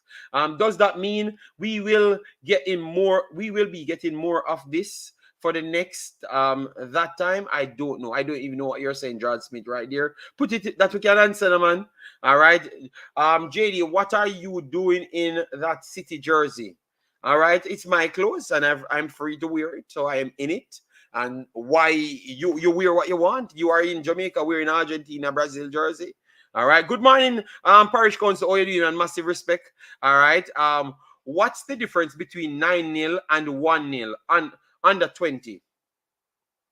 Still has a chance to qualify. People, let's not give up. We just saw some teams played. So what we saw here, because obviously you said we should present facts to argue the point that you have laid out there. We just saw some other teams play just a while ago. Dominican Republic lost to El Salvador. El Salvador is on 3 points already. I think that if Jamaica loses to Costa Rica, which is highly likely, they can't beat El Salvador anymore because El Salvador is on +1. But El Salvador is not stronger than Canada and not stronger than Honduras. So even if they lose to both of them, they're not going to accumulate 9 goals difference because we clearly saw the level of the teams. So we know that they can't lose by that much. And obviously, if we think that they're going to lose to Costa Rica and they do lose it, it's going to be 10+ goal difference at least. So me saying that automatically eliminate them from the best third place team from one position. And let me go to the next one now, because obviously we have to reason out with logics in a parish council. So based off El Salvador winning that position so far, and Honduras and Canada got 1 point apiece. I do believe that one group already surpassed Jamaica. So Jamaica can't pass the pasta. All right. Jamaica can't pass it. So let me look at the next group now. Let me look at the final group now and how it looks. So the final group will be Mexico, Panama, Guatemala, and Haiti. So based off tonight's results, we can tell you that Jamaica can't get third place either if they don't win the game against Costa Rica Parish Council. So everything is cemented on winning against Costa Rica because Jamaica cannot beat Cuba by over 3 goals. You get me? They are not that far apart. You understand me? They're not that far apart. And it's the best top two third place teams goes through. You understand me? So everything is down to Costa Rica. If they can't win against Costa Rica, they are technically just out if we see the results. Like, for instance, Haiti will be playing Mexico. So if Mexico wins that right out, and then Panama defeated Guatemala or so, you already knew that Jamaica won't qualify as one of the best third place teams, because all of these teams are so close by each other, they can't lose 9-0. So goal difference will always come and play. So that means you'd have been technically out, even though you can still win a game. So that's why I could see people already casting them off. Not saying that they can't win a game, but they can't qualify if they can't beat Costa Rica. They can't qualify if, worst of what we saw with one group, it dropped off like 50% after what we saw last night. That's what I thought people using parish council to say that they are not going to qualify. But I still think that they have a chance to qualify, but it's solely down to Costa Rica, period. If they don't win against Costa Rica, it would be very tough, because they only can get 3 points from that point. Parish council, they only can get 3 points, but they're going to have 3 points. They can max out 3 points, but how much they can truly beat Cuba on? They can't beat Cuba on a plus 20 goal difference. Plus 20 on the day, parish council, you understand me? Or plus 15 to go over plus 4, because some third places might just be on plus 1. You understand me, parish council? So that's the problem there, because El Salvador already on plus 1. And if they lose the next 2 games, they are going to be maybe on -3, -2. You get me? And that group is done. You can't surpass them, because they need 6-7 goals in one game. So that's the problem. So if they can get a win, parish council, that's when people can start talking about them qualifying. So I don't think you can come as one of the best third place team. They can finish on only one of the best second place teams, because of the amount of goals that they have conceded. Just look back on the overall thing on Wikipedia, and then you let me know if you agree with me. But that's what I am saying. Go ahead, Pastor. Okay, Pastor talking. So finish talking, Pastor. JD, you were correct in your last statement in saying that the only way Jamaica can qualify is to qualify as one of the second place teams. Yes, they can't. We need a minimum of 4 points to finish second in the group that we're in, meaning that we would have to at least draw with Costa Rica and then beat Cuba to accumulate 4 points. Then Costa Rica could finish as one of the better third place teams, because they have already gotten 1 point. They would have had 2 points, and Cuba would have had 1. Yes, but they would not have the goal difference to encumber them that Jamaica has. So for Jamaica to have any chance of qualification, second place, we must finish second place in this group. Yes, no other way. Yes. So if we can't get at least 1 point off Costa Rica, it's over. It don't matter what happened in the other groups. It's not possible. No team is losing 9-0. And unless you're hoping that you get 3 points, and then the 2 bottom place teams them draw the game and they finished on 1 point apiece. That's no, remember that Costa Rica has already drawn with Cuba. A point, yes. So if we they have a point. So if they draw with Jamaica, they have 2. Yes. That's no. So Cuba will finish 4th. Pastor, remember, there are 3 groups, 3 groups. So but I'm saying that in our group, Costa Rica would finish 3rd by virtue of having 2 points. And the goal difference would determine if Costa Rica goes through as one of the 2 best third place teams, because they wouldn't have the goal difference to encumber them that Jamaica has. Yes, no, Pastor. I think you twist it up, remember, we have our group. We are in last place at this point. So all I'm saying is, if we don't get anything against Costa Rica would be leading to go to Costa Rica would be in second place. Second place. They would get second place, because we would have been talking only if we beat Cuba. You understand me? So we have to talk about third place. But what I'm saying is, in the next group, El Salvador would have already been on 3 points, and we are saying that Canada and Honduras looks like they're better than El Salvador.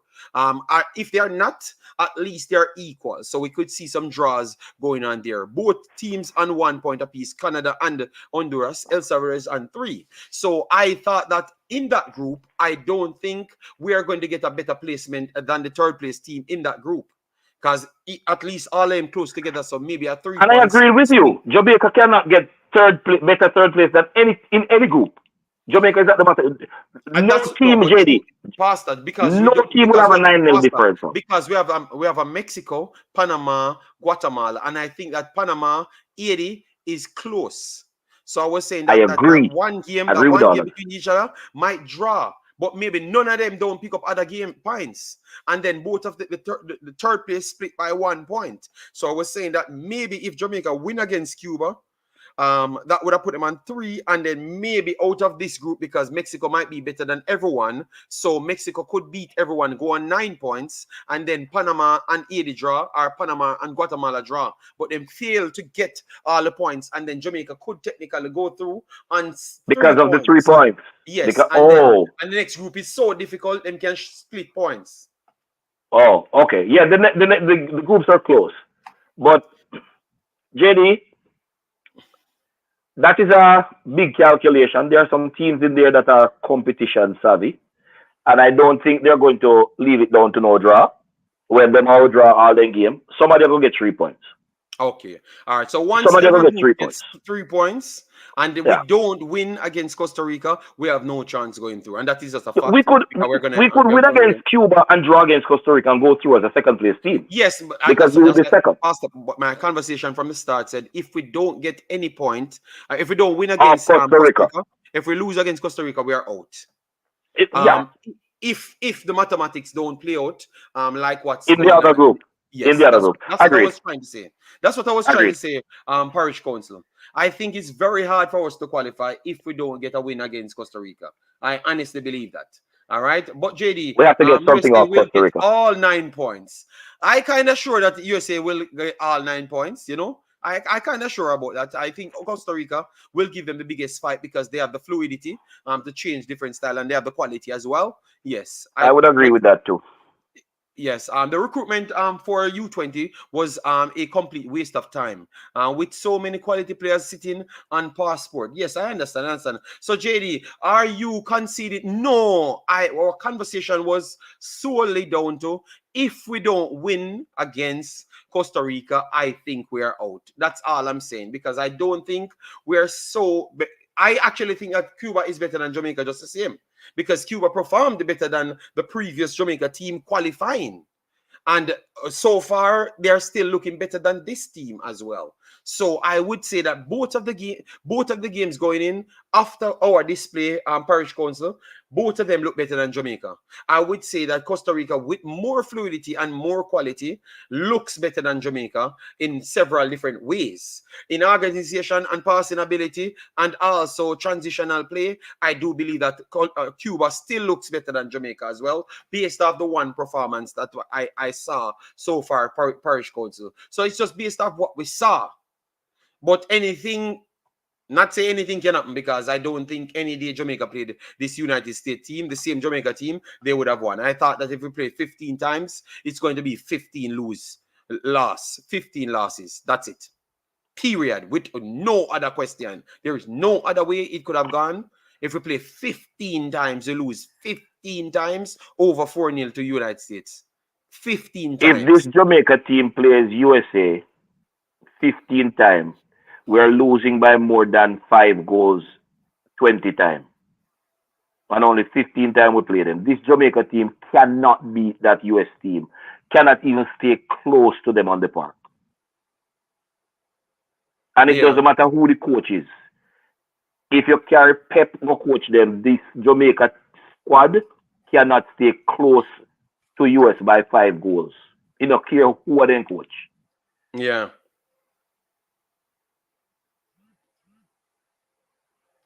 All right, good enough. Dirty Harry posed a question here. So, JD, doesn't anybody think that the poor performance is because the late arrival, and it's a good possibility the team could bounce back? The problem is why that would go out of the window, Dirty Harry. Majority of the problems that they were talking about, Dirty Harry, sets in after 3 days. It gets worse after 3 days. So we have the next game after 3 days. You are on the 3rd day. So what we're trying to hide from Dirty Harry is actually what we are sure to face on the 3rd day. So if you're saying that it's solely based off that, that means it's going to be worse, Dirty Harry. So by your same statement, it's going to be worse based off that. And Dirty Harry, I know the players them from both teams. And I want to tell you that we are not better than the other teams them, Dirty Harry. There's so much you can show me for me to just always making up stories after Dirty Harry. So, and I think everybody would have agreed right here because we had watched the qualifiers. Obviously, it's not all of these players, but I actually thought that the qualifying players were actually better. And we said that before a ball kicked, Dirty Harry. You understand me? So based off those metrics, I am saying that we have to win this game to stay in it. That's all I'm saying. And based off your conversation, we are going to be worse if that was the element stopping us from playing good. You understand me? I'm just trying to answer your question. So hope you understand where I kind of posed it due to the fact that you are saying if it's because of late arrival and all of those stuffs and the elements. And I'm just saying that the elements will be getting worse because me talking to them, asking the questions, they had told me that the reason why they're going in late was solely because of the elements. Because they never wanted it to sink into them. But I'm saying, okay, that means you're trying to avoid getting beaten bad. But what happened when the elements actually sink in? You have given up all of that advantage that you would have had against the team that you thought that you could have beaten African Pastor. You see what I'm saying? So the calculation would be off then by that reasoning. You're exactly correct. And the flaw in their argument that they gave you is that on no metrics could you look ahead to say these players would beat the United States team, the team that they have submitted. So you should have been planning to have your best showing against the other two teams in your group. Now you're going to be playing Costa Rica when the jet lag and the high altitude breathing is supposed to come in effect based on the reasoning that they gave you. I don't believe they have no science that they can show us to back that up significantly. And for people, remember good when I came here and said they just told me that they're going to go in late. And the reason why they're going in late is to evade certain problems. Remember, I had built a video about that, and I said, when it comes, I don't want to hear any excuse and the opposite. So you can't say me and make up stories because the video is still here. All right. The video is still there. The video is still there. I was clear on my conversation. So to put a wrap on it, JD, based on the squad that we have, and we're only using the squad that's there. We're not talking about what could have. Based on the squad that we have. Hold on 1 second, Pastor. Let me just clear it up. Because Jason said, JD, who did say it would be better to go so late? The person told me in confidence at the time. I came here and said, based on what I'm hearing, this is how the situation sets. Right. And I said, I told them, Jason, it was live. You participate in all of my streams. So I don't, and you claim that you have all memories existed to man, and you don't remember when I was having this debate on the actual stream. So I am not going to answer you, sir. All right. I think it is 4 days ago, Jason. Yeah, it's just the other day. He was here. I think it's 4 days ago. He was here. He's just trying to spin to say question how much balls I have. No, he may want you to reveal the source. No, he's trying to see if he can go in a balls measurement contest. Well, I'm not joining that conversation. Pastor, I just used the wrong word. It's not the real. I said I'm not getting into any dispute with you and Jason. I'm very sorry, people. I'm just using the words. You know what I meant. So don't spin narratives. No. Oh my God, what? That came off wrong. Let me, Pastor. JD, when we're making statements, and I'm not speaking in reference to me and you know, I'm speaking as administrators. Whoever the source is that gave you that information needed to have provided the empirical scientific data that supports their stance. And I would go on record as to say they don't have it. because Sorry, Pastor. Sorry, Pastor. Uh, I'm deliberately not commenting on what you are just talking about. Deliberately, I'm not doing it. So sorry.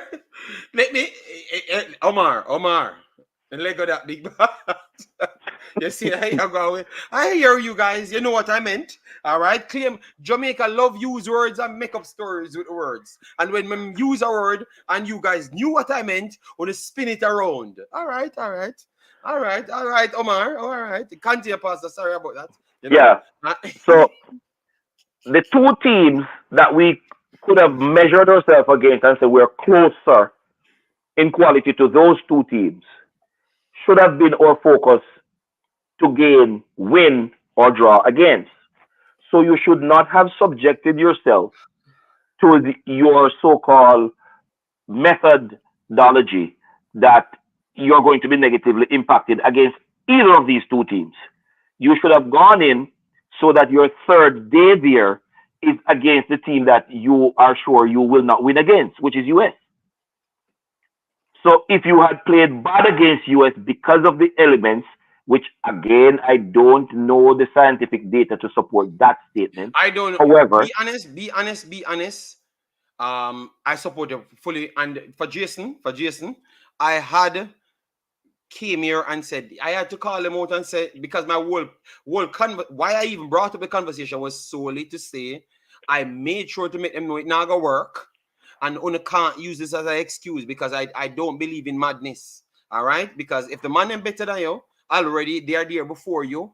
So everything you calculate, I don't know where you're going to get the advantage. And if you lose bad, that you're going to go in the next game with a disadvantage as well. Because now it's going to be sinking in with you a team set up that is yourself. closer to your level. And you are on the problem. Yeah, go ahead, Yep. Pastor.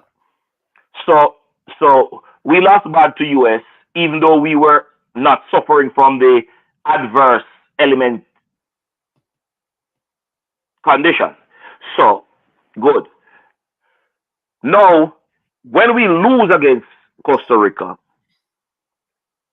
whose fault is it? Because this is your plan in action.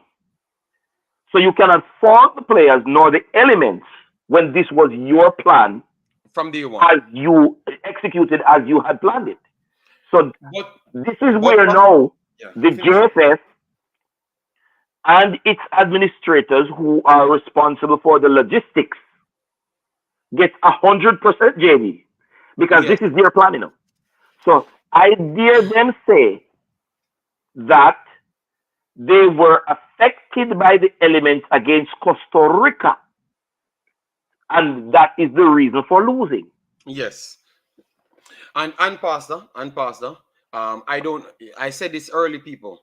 Then when I'm doing my research, I heard that Concacaf paid for only 2 days. Like the 2 days before, they paid for 2 days. So anything before that, 2 to 3 days. 2 to 3 days. I'm not sure which one is the correct one. So the accident that they reached there 2 days before, it kind of led me to believe that maybe that's not no coincidence. You understand me? So it's either the cost cutting or you truly believe in this science that nobody has understood over the entire year. You understand me? Yes. So nobody has understood what you're going on with, and or it's cost cutting. So I'm gonna do more research to get the exact time if it's 2 or 3 days. But if it's 2 days and you went there on the second day, believe me, it's cost cutting and a bunch of foolishness them I try to tell people. Jenny, and that would mean you don't believe in our players then. It would be instructive if we looked at the minimum day before a game, any team traveling to Mexico to play, or places like Mexico, Uruguay, those high altitude places, the minimum time between game time and arrival that any team would travel. It would be instructive to look at it. Because here's why. We have the contractual arrangement between CONCACAF and its nation subsidiaries, what they are paying for. Now, which of the teams in our zone arrived only 2 days before the competition? USA arrived 5 days, 5 days before the competition, 5 days. But they had played games. They weren't there for 2 weeks. Does the USA not share landmass with Mexico? Yes. Oh, okay. I'm just using And that to say this. they had played games in similar condition. Remember that before. So they set themselves up to deal with it, and they are professional players, active as well. So when you're active, every elements operate different than when you're All going to dance. all of that is making the That point is that the I true am making. science. That is the actual true science. That is what science supports. That if That is the you're true going science. to go at high altitude to be physically deployed, you must get acclimatization period correct. Your lungs need to understand what it needs to do to function optimally at that level. Other than that, you're at a disadvantage. That is what I know holds true for even the army when they're deploying soldiers. They put them in different vacuums and different situations. They don't just drop them in a high altitude. They train them in similar geographic locations. A good question asked just a while ago, Pastor. So I'm going to check where they're playing Estadio Miguel Alimal Valdez. I'm going to check if it's at high altitude. All right. So I'm checking if it's at high altitude just to make sure. Altitude. But majority of these places would be. But JD, while you're checking that, the air in Mexico, I've never been to Mexico. But I can tell you this. Mexico is adjoined to Texas. I have played football in San Antonio, Texas. The air is dry. It's not what we have in Jamaica. It's a total different dynamic on your lungs. Yes, it is completely different level than what Jamaica is. So your breathing will totally different than what we have in Jamaica. So high altitude or no high altitude, the geographic location. But it is. It is high altitude. Yes. Well, so it actually is. So we don't have to question it at all. Apply that to dry, hot air,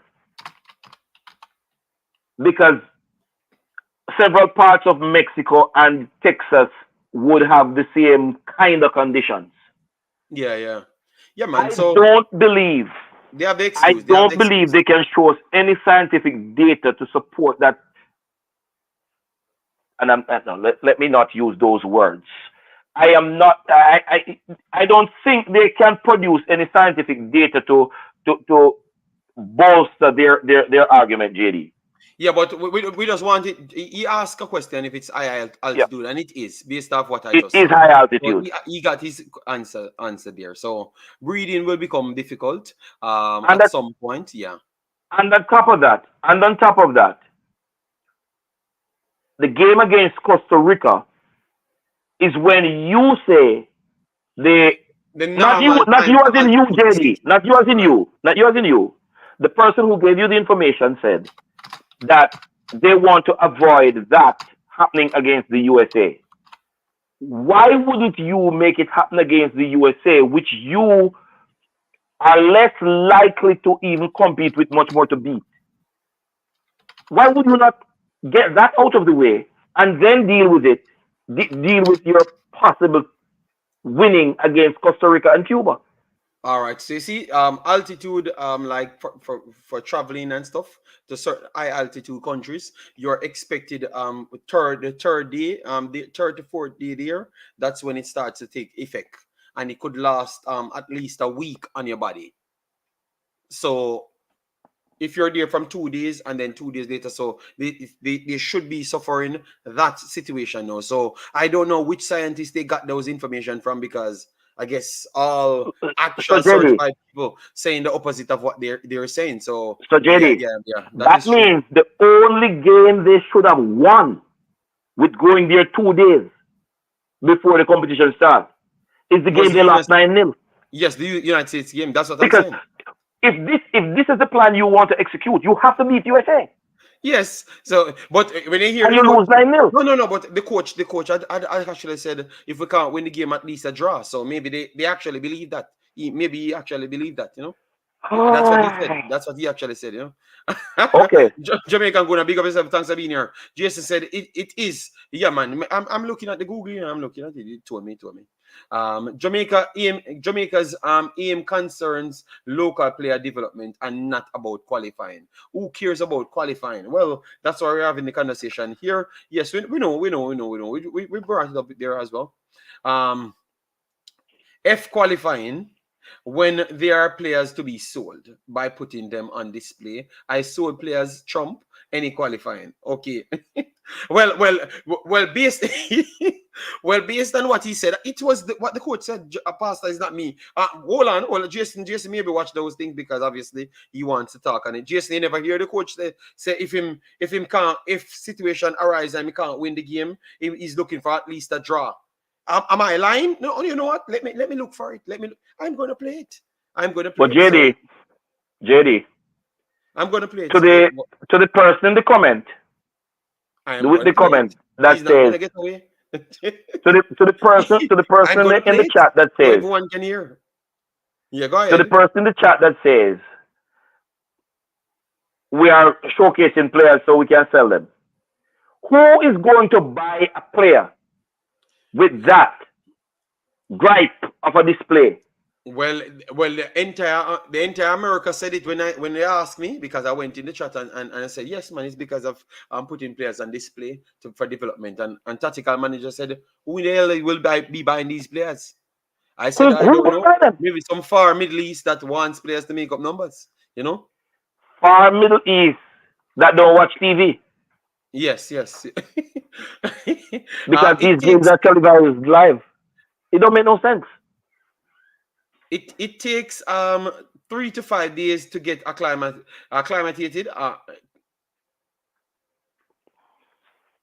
Okay. They'll be suffering the altitude sickness today as well. I do believe that. Yes, it was 9-0. All right, loud and clear. That interview has been removed from YouTube. Good luck finding it. Okay. I just pressed it and it said nothing there, but I was looking for it. So maybe you were trying to find it as well as though I speak. So Jenny, I make that statement and take it off of YouTube. No, I thought that they took it off after me watching it. But it was a day ago or so. I watched it, yeah. So maybe they took it down because obviously people listening. That's what the man said. I wrote it down. You know what? Every time I do see these interviews, what I'm going to do, I'm going to record it as well on my phone. You understand me? Once I see it, I'm going to record it on my phone, period. LB says, thin skin JD. What did I do? I'm breaking down things. All right, sir? People buy players from losing teams all the time. Well, no. People buy players from losing teams, not from teams that have been clobbered 9-0. All right. Light Crawford said, this all sounds like excuses for poor performances, as evident. Exactly that. By Jamaica 9-0 loss in Mexico, which can be attributed to a bad coach and lack of developed players. And that is my problem, guys. I've went on a binge watch. That is a true statement in the chat. Pastor, I've went on a binge watched. And you know what is the biggest problem for us? I went on a binge watch. So people believe me, you never got so much watch time from me, but you get at least 10 minutes from every, because one of my subscribers texted me and said, JD, please just watch all YouTubers as what they have stated. And I've watched every YouTuber talked on the matter. I had given them credit before because I had seen a video, someone sent military video to me, and he had said that Jamaica not going to go anywhere, but he attributed it towards the lack of preparation. So that's what he did, and I thought he stayed on it. I watched his last video as well, and he stayed on it. I've watched Ryan as well. But Ryan, I don't think he said directly much how he felt. It was more phone calls, so I never really got to gauge what he's saying. I had watched J Seguna's live reaction. Yeah. And I missed someone else. I never saw 433 pressers. I don't even know if they did videos on it. And I thought that I had watched I watched someone send me something yesterday live. Must the JTL streaming, and I watched piece of it as well. I want to say that the problem is I clearly saw the problem with us. We tend to never factor anybody else in the conversation because we say, I've heard every single thing aside from maybe only J Seguna talked about the quality of the actual other team. And that is why we have this problem. Because we keep on looking at, late we reach there and whatever the situation is. But we have never measured up the actual quality, which is easy to measure up. So at all times, people still wanted to say that it's the same quality of players. You have JPL players and Manning Cup players that are not active going up against majority MLS players and MLS Next Pro players. You have 5 players that are MLS players getting game time, and you have the top 2 MLS players. They are getting more game time than some of our professional players them in our main team. So that means they are a part of the actual real cause. I don't think you need to know nothing about football than you know that it should not be possible because Jamaica is ranked around 10 in CONCACAF naturally, and MLS is either they are top 2. It's not either. They are top 2. You get me? They are top 2. So based off just that normal metrics, just tell the truth. Just start by that. I know we are looking for something to blame to continue hyping up our players them, but stop, man. Just identify the quality of the players them that you just faced. That is the perfect excuse. Just tell the truth. The quality of the players them that we just faced, we were nowhere near that level. And that's what we got exposed on. That's just it. No other measurement. It's not we turning up late, early, 20. We could have turned up 4 weeks from now. We never had a chance to win that game. That is just the truth. We never had a chance to win the game. Maybe the only thing would have happened, we would have gotten a 6 instead of 9. Because our stamina level that could be affected based on the condition would have applied. So we could have gotten closer to them to make more fouls. So we could have gotten a red card. Or we would have gotten a red card because our aggression would have still stayed the same. You understand me? So we wouldn't win and we wouldn't come close to win, just the same people. The levels were just too far. And that's what we were saying from day one. So I love the fact that people admitting that we're not going to win here. But you can just stay and talk the truth and just say the quality is just completely different. Because one playing in the MLS, which is where we get our main players from, Low, Brown, Gray, Blake, all of our main players that we get from our region, we're getting out of the same leagues that these guys are playing from. That tells you about quality. All right, yeah, man. And I have maybe only just going to the only person I heard talk about the quality of the players. Them everybody else, but maybe it's because they never even checked the other quality. They never did any research on none of the other players. Them, so they technically just never knew. So maybe I am just looking at that side. Mr. Speed and Company knows that the clubs ask for youth caps when buying players. So to them, this all is justified. All right.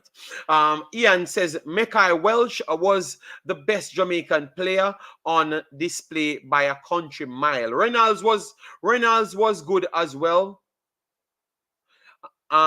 Reynolds' control of the play was good as well. Yes, quality is the issue with this squad. Full stop.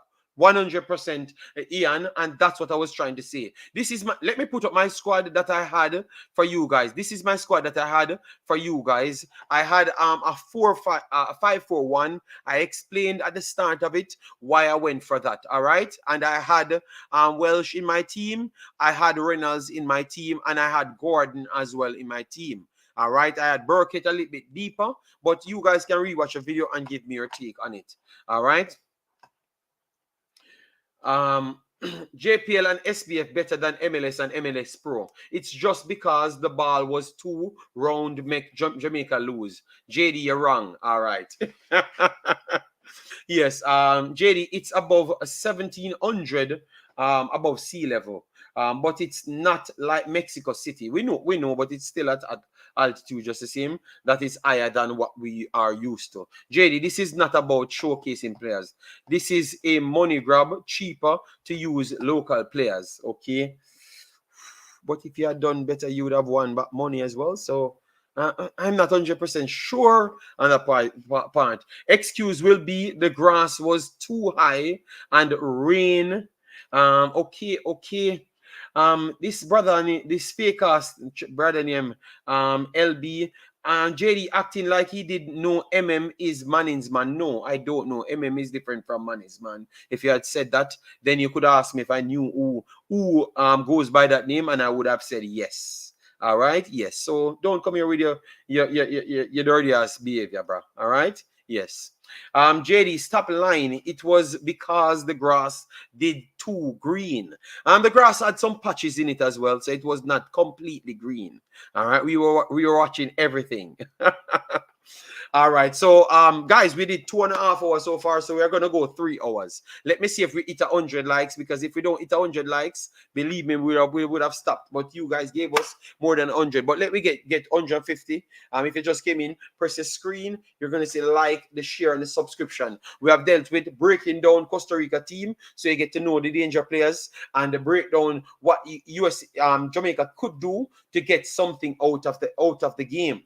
You understand me? Because that's what we were working on, what is possible for Jamaica. And then that's how we ended up picking the team.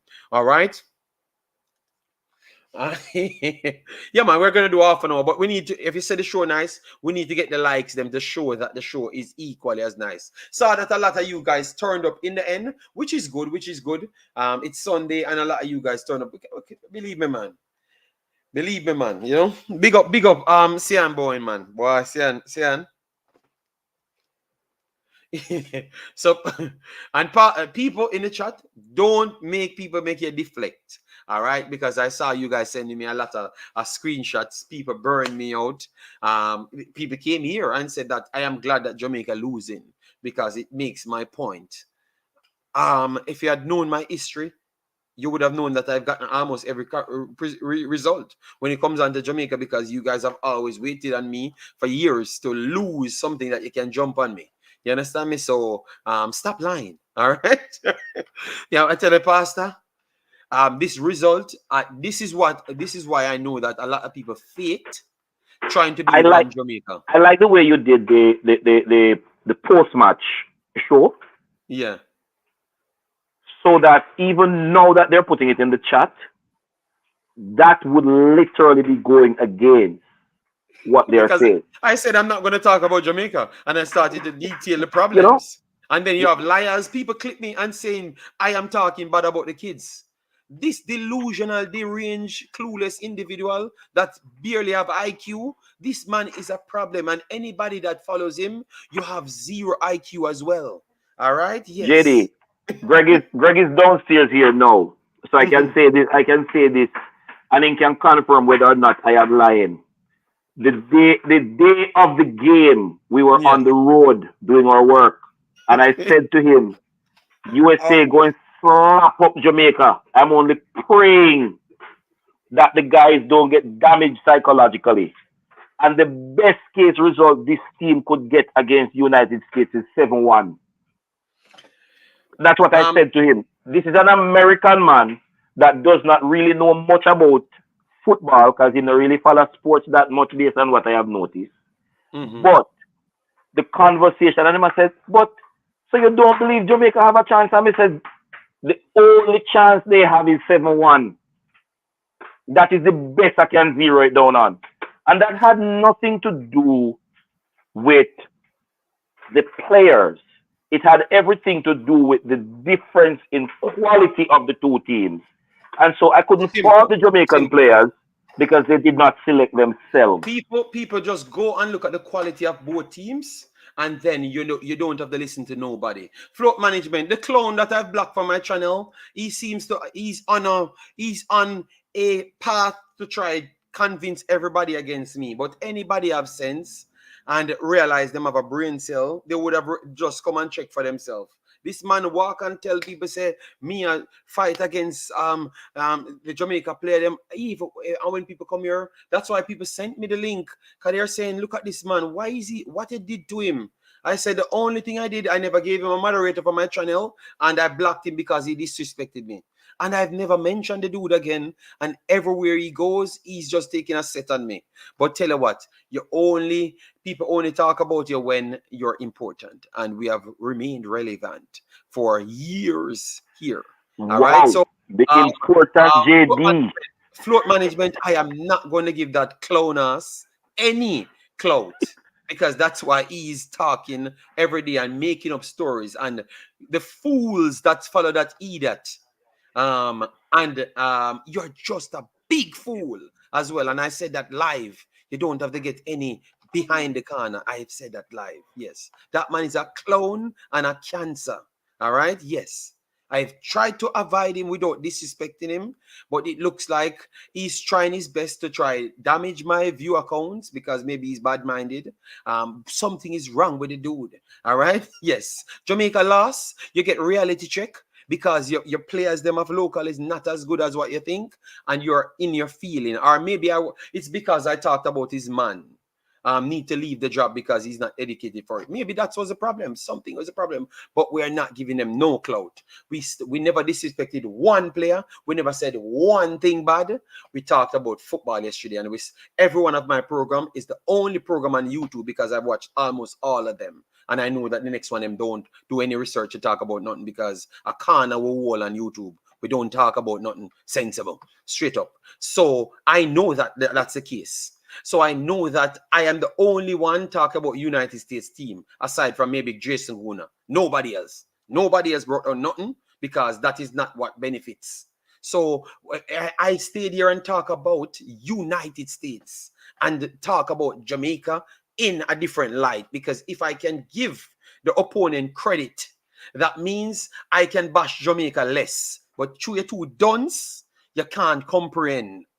That is the reason why I attacked it from that side, to give United States credit so I don't have to bash the kids them.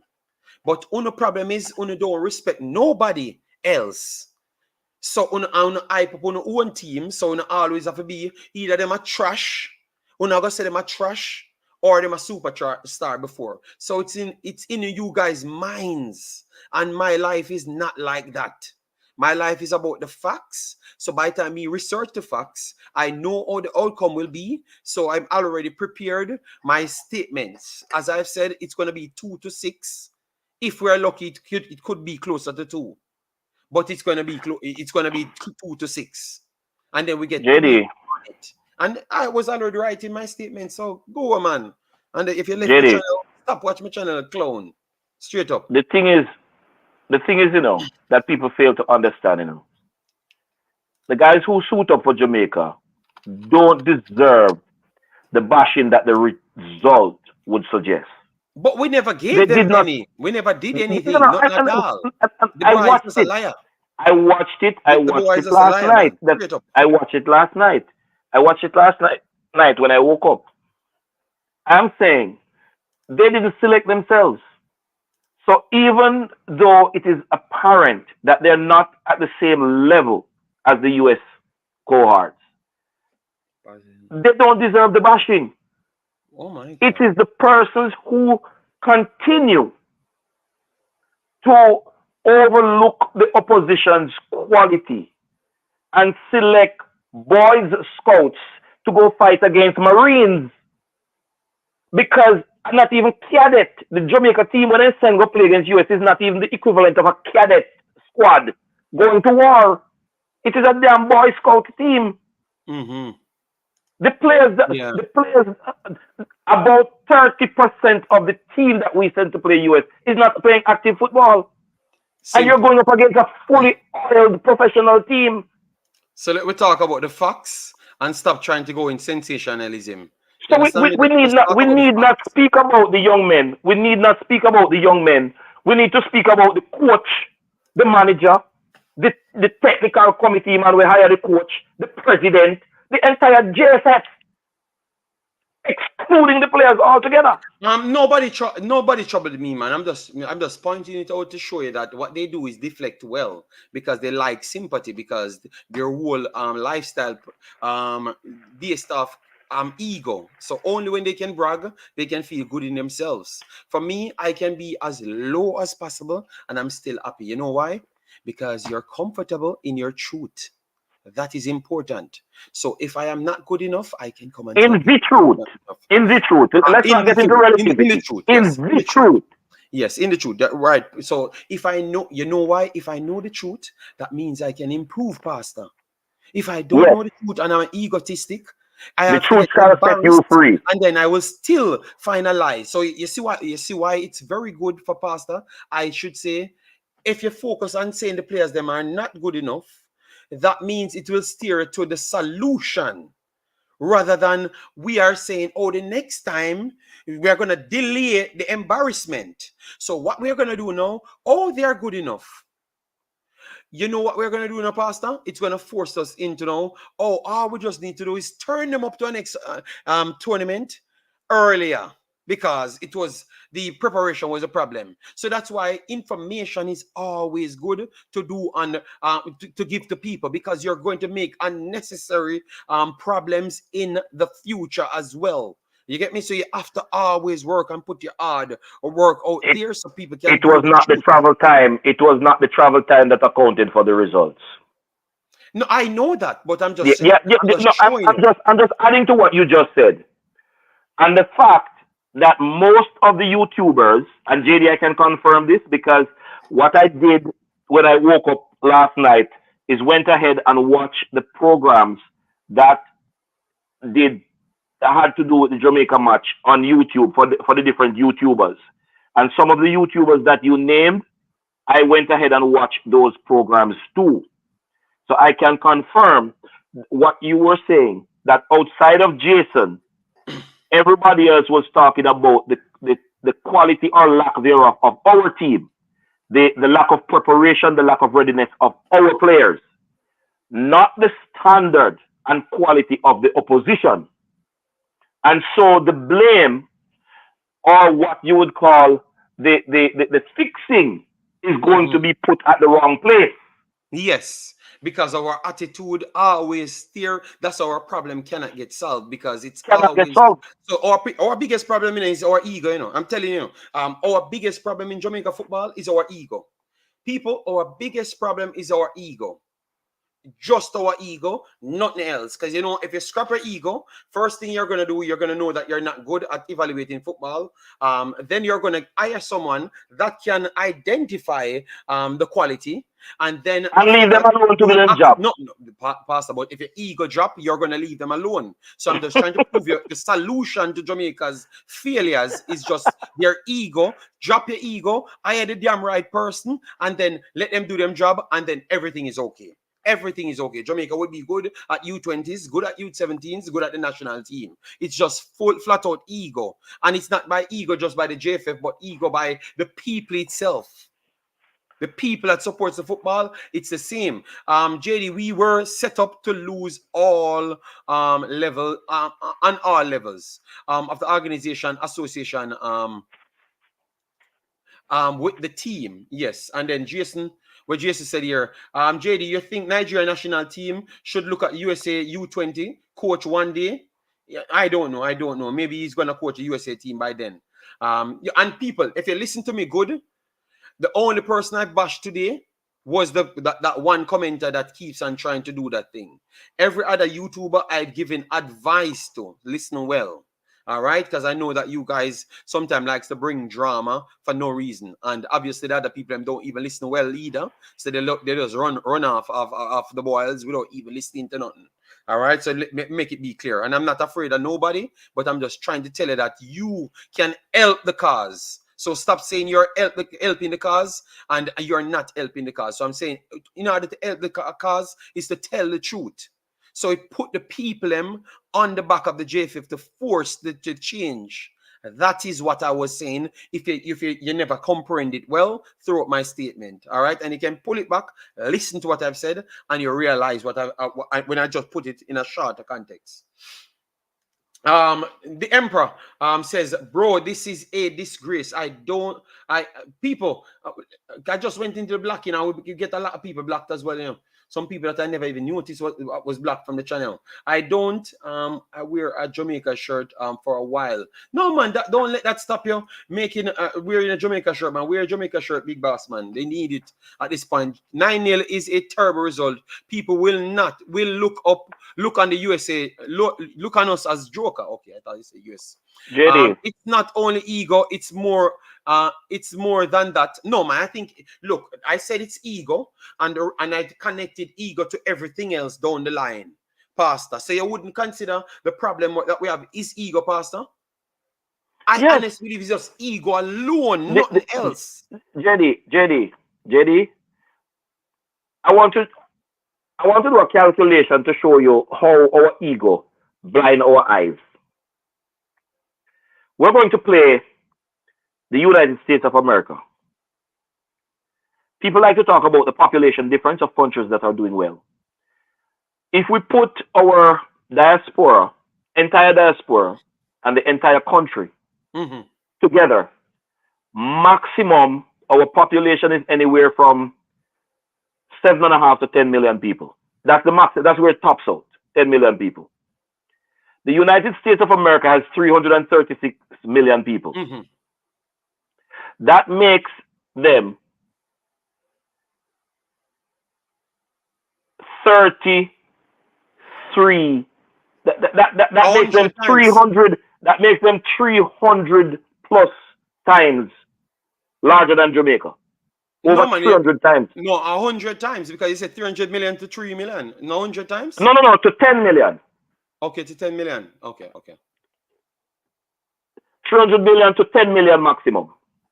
Okay, but why you put the diaspora in it? That's what you did? Yeah, that's what I did. Yeah, you never put United States diaspora in it as well? No. I'm not using United States diaspora. I'm not using it. Deliberately not using it. Okay. I'm only using what's in their landmass population, 336 million.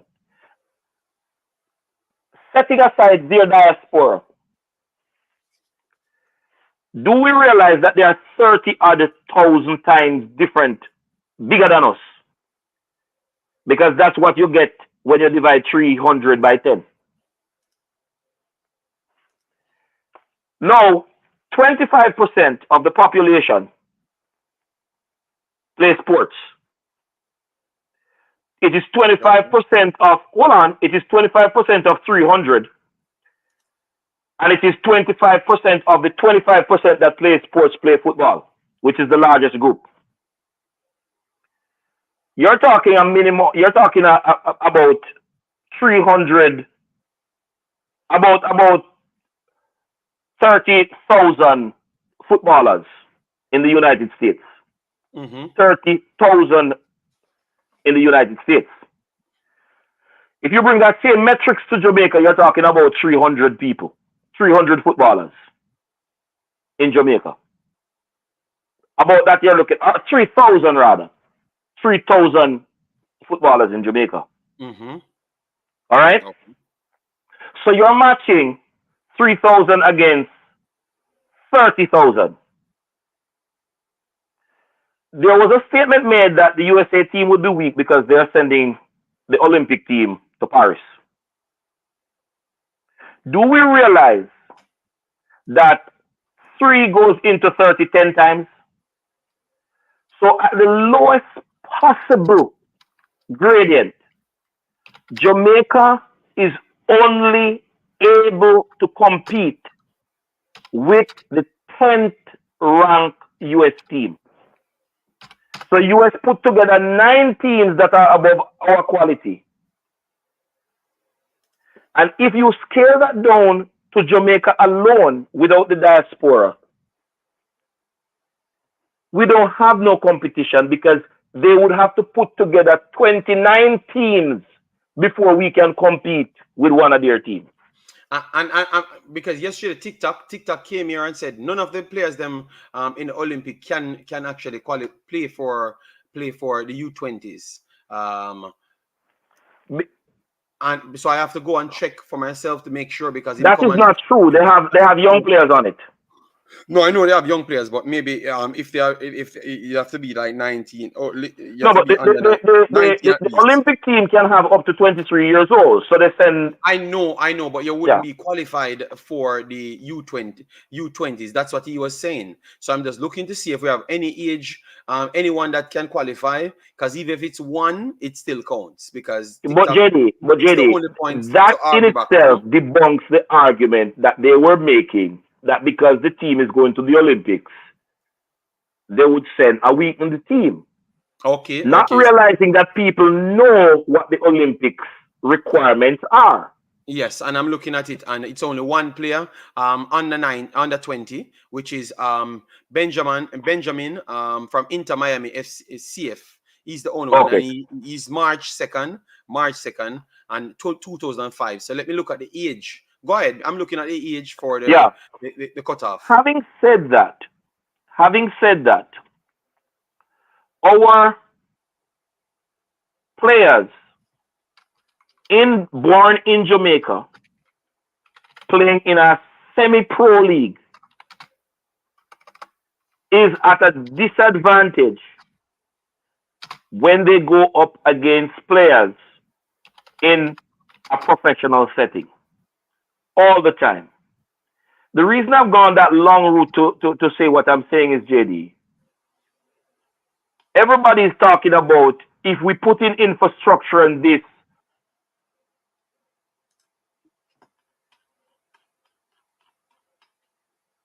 we're not hearing a pastor. We're not. Oh, yeah, we're hearing you now. You just came in. It went out, but go ahead. We're hearing you now. Our players would come up to the level so they can compete with the rest of the world. I'm going to make this statement and dare anybody to challenge me on it. Jamaica as a country, 144,000 square miles, them say, does not produce sufficient high quality players to convince any investor of making back their money to develop a pro league in Jamaica. Doesn't have enough to convince anybody to develop a pro league in Jamaica. For a pro league to be sustained in Jamaica, we would have to take all the best players from the rest of the Caribbean islands to play in that pro league. Because the quality of players born in Jamaica is not of a sufficient number to influence a proper business module to be sustained in Jamaica. Here is the flip to that statement. Bro, USA team is not all that. The problem is JFF keep failing. But Emperor, that is the biggest problem you're gonna say. So Emperor, not to cut the pastor, but Emperor, if this is the only time I'm gonna perceived as being disrespectful to Jamaica team, if United States team is not all that, Jamaica team is garbage. If they are not all that, Emperor, Jamaica team is garbage. And I'm just answering to you directly, you know, so people can't spin my word, you know. So if you are saying United States team is not all that, our team would have calculated to garbage. So even in the context of whatever we're saying, it still means that we are nowhere near them. Because it doesn't matter. So even if they are not great to Germany team or Netherlands team or Argentina U20 team, we are nowhere near them based off what they are doing and what we are doing. So I know that it is just to flip on the JFF to war, but I can't just fully beat the JFF right there.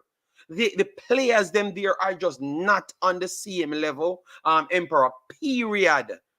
And it never could have happened. These same player could, if they reach 1 week earlier, them never gonna beat them. Them are gonna still get close to 6 just the same. It's just not the same caliber players. So we can't, and that is my problem. I have PTSD to that, Emperor, because that is just our ego speaking. The fact that we're gonna say United States is not all that, boy, I don't know who is all that. So please educate me in this context, in this tournament, who is all that, Emperor? But if United States is not all that, Jamaica is not supposed to be playing football, JD. We're not supposed to be playing football. If you're going to compare the two teams and say United States team is not all that, Jamaica should not be on a football field. No. Listen to me. I have never said Jamaica team is garbage. I've never said that. I made sure to context it the proper way. I said as to what this man is saying, that United States is not all that. That means that Jamaica team would have calculated to be garbage, and if they are not going to be all that. So it's a measurement I am pulling up, and so good God, man, I don't know. Oh, I just Jamaica alone make that, and people understand what me just saying. The man making they're choosing not to. They're choosing not to because there was no ambiguity in what you said. They're choosing not to. To finish up what I was saying. You see this thing about Jesus God, man. We need to get the opportunity. Our players just need the opportunity to do well. In your lifetime and my lifetime, they are not going to get the opportunity. You know what we are going to always have as Jamaicans? The diaspora that provides players at the same level against our opponents. Powerful conversation. That's a powerful. That is what we're always going to have. A diaspora with the same level quality players of every other nation that we will compete against. You know what, people, because this is not me. I burn out the JFF the whole time right here. Listen to this now conversation. Listen to this conversation. John Doe or whatever rubbish you want to claim to say. Listen to the conversation. Tell me which country in this region can compete with the United States? So, because the Emperor said why the players are underdeveloped. We don't video like that in a big boss. We don't video like that. And we tell you why they are not. So, which, just tell me the next team in the region. Trinidad, Jamaica team beat Trinidad. Jamaica team, no, talent. John Doe, because you don't know the meaning of what talent is. Because if you know the meaning of what talent is, you knew that we couldn't have the talent. Because it don't exist. Because if you don't have the people to teach the know-how, you're going to know something. Well, God is just going to inject it in you, and you know it? Come on, man. We need to just face reality. And that is our biggest problem. Our biggest problem is we stay far from reality. I don't know what the song is. That song need to go back in #1 in Jamaica. We stay far from reality as it comes to football. Everything you want to run overseas, John Doe, you go about your business, brother. Because sense, no, they're close to you. That's a problem. Sense, no, they're close to you. We just learn the reality then, John Doe. So, John Doe, take up the best squad and go on. I beg every tournament when you take up the best squad and go on. John Doe, and that's how we turn up richer than you. Because we have the slavery we follow the slavery mentality, and you follow the egotistic mentality and have nothing in your life. Simple. That's how we're gonna have something in life, because we have sense. Simple. And if Jamaica want to reach somewhere, because you know what you try to do then? You try to show you say you are just a xenophobic person. That's what you're saying. Because you hear what you just said? You're a xenophobe. That's your problem. Because the problem is nobody never said them I go for nobody when I connect to Jamaica. You see, you're sound cuckoo, man. You're a xenophobe, and that's your problem. Yeah, go out. We don't want you here. This is not the place for you. We never wanted you here from day one. So go on by business. Yes, and you are stupid. You are stupid, and that's the problem. So just go up. You don't need to be here. You are very, very much stupid. Yes. I like how passionate you are about Jamaica having step up their game in football. What would you say is the thing that's needed most? And that's what I want. Kedge, that's what we want. You get me? The problem is their ego, just like the person named John Doe. Their ego. That's why they would always be delusional, poor, and suffering. That's it. They can't reach nowhere in life, these type of people. Nowhere at all. I can be assured of that. They can't reach anywhere. And with their behavior, Jamaica will never reach nowhere at all. Period. At all, period. And I would love for them to keep that mentality so we can get rid of them and get sensible people in the position. So I would love for people to follow John Doe, because we have been doing it for the longest time and how it help us. We not reach nowhere, and we not reach nowhere.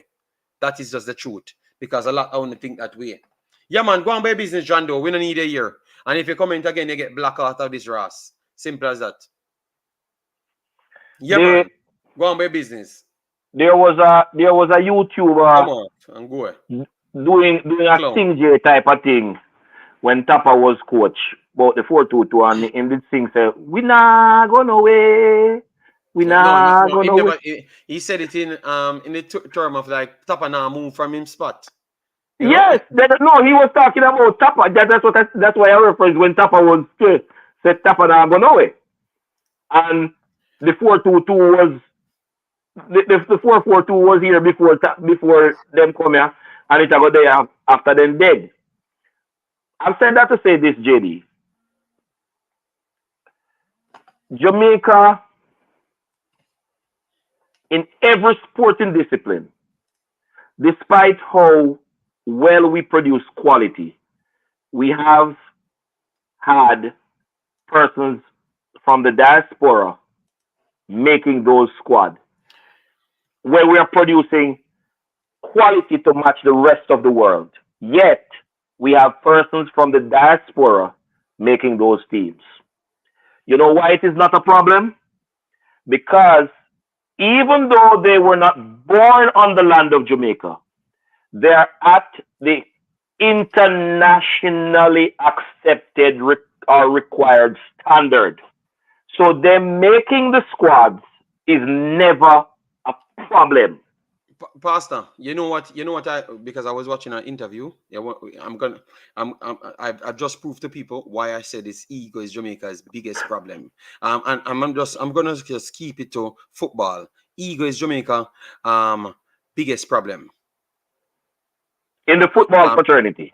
In football, ego is our biggest problem. Listen to why I thought ego is our biggest problem. You know what mashed up Simons? Based off, if I'm going to go by the documentary and everything, Simons brought in players and gave the professional players too much credit and talk like he wants to put the professional players them above the other players them. And you know why I know that was the case? Because when he came in the second time, what he stood for was to go directly for the professional players them, because he knew what he wanted this time from the first spell. So people go back to the Rene Simons documentaries and you will learn a lot. You will learn a lot. You understand me? You will learn a lot. Ego is Jamaica's biggest problem in football from day one. And that is what will make we now reach nowhere. I can assure you that will be the case.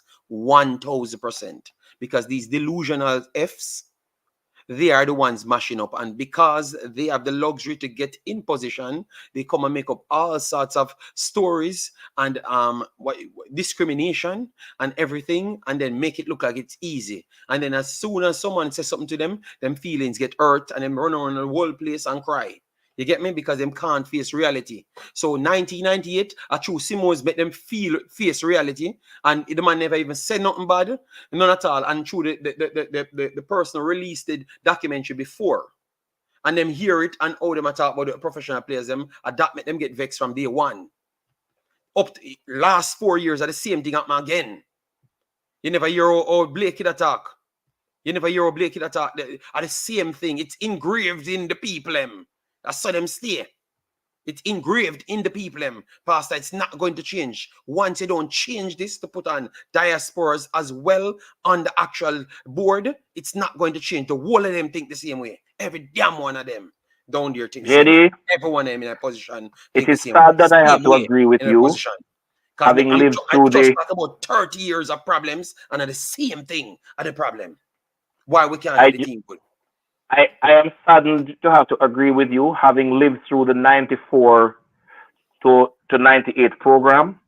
And when he came back, I think it was 2002. And when he came back and that failed, I remember when the CM, the coaches that were involved in the argument, I think one of the stewards, I don't remember if it was Carvel, Jeffrey Maxwell, Brown.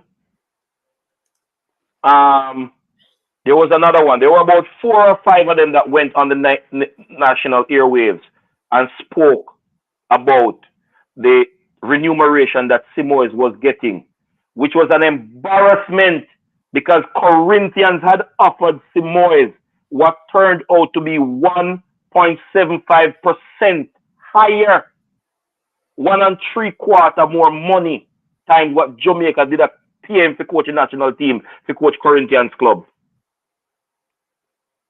And embarrass the man on the international stage with his salary because his salary was so small compared to what the club in Brazil was paying him to coach them. And on the, I think it was, I don't remember if it was a prime minister or somebody, but some minister in Brazil had asked Simoes to come to Jamaica because of the kind of fan base that Brazil had in Jamaica. So Simoes was a gift from Brazil to Jamaica.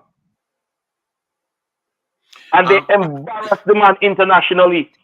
The same ego that you're talking about is solely responsible for the destruction of Jamaica's football product on the international stage. All right. So Michael Thomas says, speak on that some more so people can understand Simoes was for something good. Yeah, man. I went back and did the history on it, man. And people ask for the solution. You know the solution I would think for Jamaica?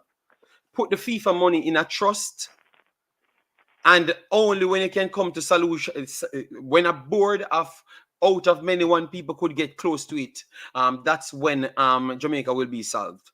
Problem for Jamaica will be solved. Until then, it will never be solved. Period. And for a previous comment that says, what am I? Because I was born here or I was living here. I was referring to football. Other people around football in Jamaica. So maybe I've contexted it wrong. So if you get your feeling, if you felt hurt about that, well, I'm very sorry about that. But I was trying to make that point as it relates to it. So and maybe I was wrong too as well, because I'm just saying that majority of the people, that's how they think on the point as to people not to come and play and them need to save themselves. But I am just saying, if you're not educated, so all right, let me give you an example. What the purpose you go to school for? Why you never go to school none at all? What the purpose you go to school for? Why you never go to school none at all? Because you know everything already. So why you just say school is not for me? I'm not going to no school and I'm going to survive and everything. I'm going to know everything I'm doing. You never tried to choose that. You know why? Because you don't feel the confidence to say that you would have known everything on your own and you would have been okay enough to build a job for yourself. You go to school to get qualified. In Jamaica, that's what they did to get a job. So why is it now when it comes on to football and you need to know about football, it takes nobody to teach you football. It takes no coach to coach teams, and we should do it ourselves. You see, what the person name, the person upstairs, I say my ignorance and everybody, this is sports on the ball. I can't have these conversations because it's dumb and it makes no sense. Its statements don't make no sense because it's not leading from nowhere else. Not everybody should have an opinion, but I should be able to take the opinions that I truly think make sense and call out the ones that when they make no sense, nonsense. It's very simple, sports and the ball. But if your opinion is not guided by facts, JD, if that's what I'm saying. A person with an opinion that is not guided by facts or evidentiary support, that is a recipe for disaster. So all right then. Sports on the ball. Sports on the ball. When have we us had a true? Because remember, we are talking about we did mix the players them and qualified 1998. The region was weaker. Nobody talks about that. That is a fact. The region was weaker at the time. That was a fact. So our calculation to our players them might not be as accurate. When we went up against everybody, we won a game against Japan at the time. So it's a good place to calculate. But also we have to factor in what the coach that was coaching us stated. He already situated, like separated the situation and say that these set of players are the best set of players them. Because they are the professional players them carrying the team. So why he never said everybody carrying the team at the same level? At the same level. He could have identified the professional players them different from the other players them that he's trying to bring through. That is Rene Simons at that time. So at least what we learned from 1998, professional players had something had something over the non-professional player them from day one, Pastor. And that is from our own coach that's picking the damn team. See, but JD, remember this, you know. Remember this, you know. As a team, Jamaica, playing in with all the coaches before Rene Simons 1994, Jamaica now make more than maybe about 180, 190 passes per game. You know? It is Rene Simons that came to Jamaica and demanded that Jamaica in a match make more than 400 passes per game. And that is the only way we're going to have a good chance of gaining something from a game. Yes, yes. Jamaica never play no football. We didn't play this kick and run and this foolishness. All right. Rene Simons. And look how you went can to provide, Israel to get Peter Cargill. No, but look how you can provide the facts to that now. Let me give them the facts to that. Because them are going to make up stories. And you know why I think that Pastor have a very good claim? When Rene Simons came to Jamaica, what year exactly Rene Simons came to Jamaica? 94. Let me give you exactly Rene Simons. Year arrived in Jamaica. Let me give you 94. Let me make sure.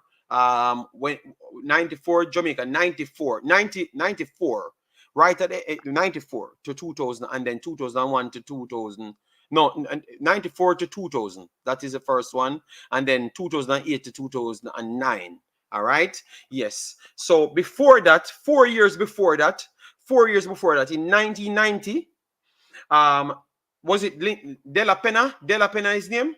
Lindy De La Pena? Yes. Lindy De La Pena. De La Pena. Because I'm giving you the facts, you know. Lindy De La Pena, when he died. He died in the 90s. All right. So 1989, No. De La Pena. No, man. No, man, at 2000 something, Lindy dead. He has to be alive in 1989 because this is what he said 5 years before Rene Simons came here. Listen to me if this doesn't sound very much like 2024. They brought a team from England to come and play the Jamaican team, right? Because clearly from that time they're trying to figure out how they can improve the team. And he said the normal fundamentals we just don't have.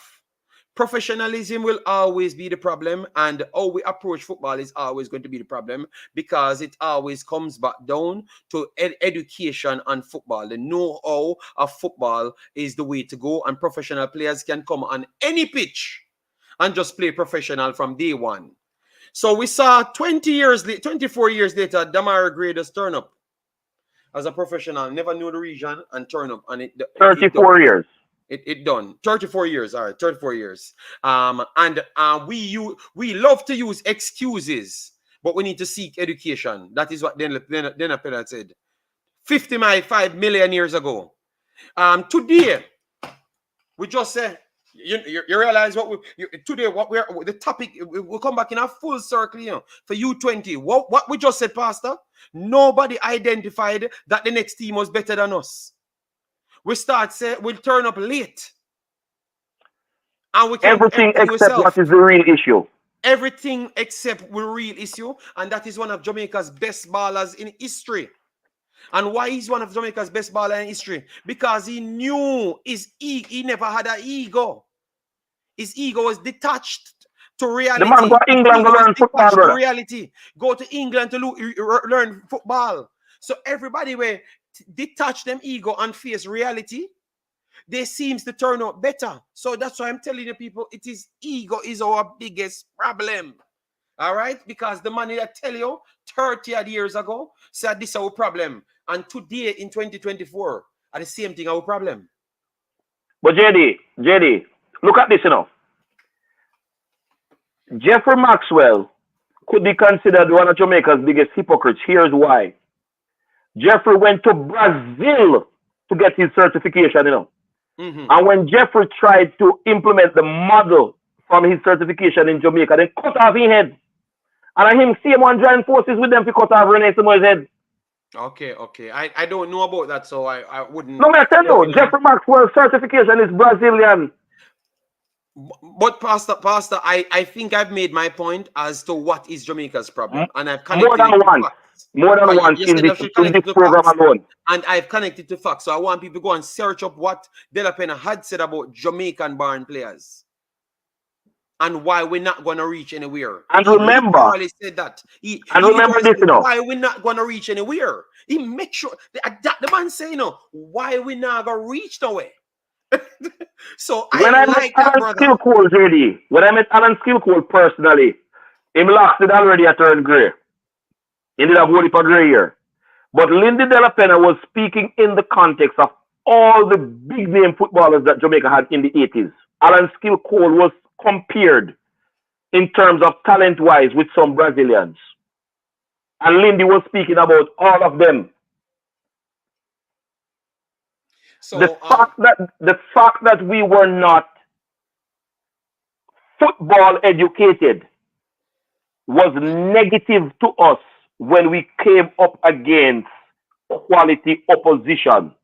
And when we're talking about quality opposition, we were not talking about the Caribbean teams, because at that time, many of the Caribbean teams was worse off than Jamaica. All right. So people, that's when you finish this show, go back to all of those points, because I want you to research Lindy De La Pena and his statements them, and you're gonna drop down, because you're gonna realize every time they try to mimic you 1998, but they don't realize that the man he tell you before from around 9 years before, and it's the same problem. Because the man just go to him speech, people. He broke down everything that's happening now and what we did straight throughout the time. Lindy De La Pena, researching people, and the same mistake we're making today, the man broke down every single thing, people. All right, and I think that it's coming back down to the ego. Believe me. So De La Pena, big up yourself. You're a pioneer for Jamaica's success. All right, you're a pioneer for that. Believe me. All right. Yes. It's embarrassing the fact that you knew something in 1989 and 2024. Everybody was saying bright. Literally don't know it today. All right. So sports on the ball, I would love for you to jump against what I've just said, because I've used one of our own against your argument. All right. Dave Mitchell said Jamaican coaching is the biggest problem. But Dave, if the coaching think them all right and everything is well, because if you think that the players are all right, that in return you think that your coaching is all right as well. Am I wrong, Dave Mitchell? Am I wrong right there?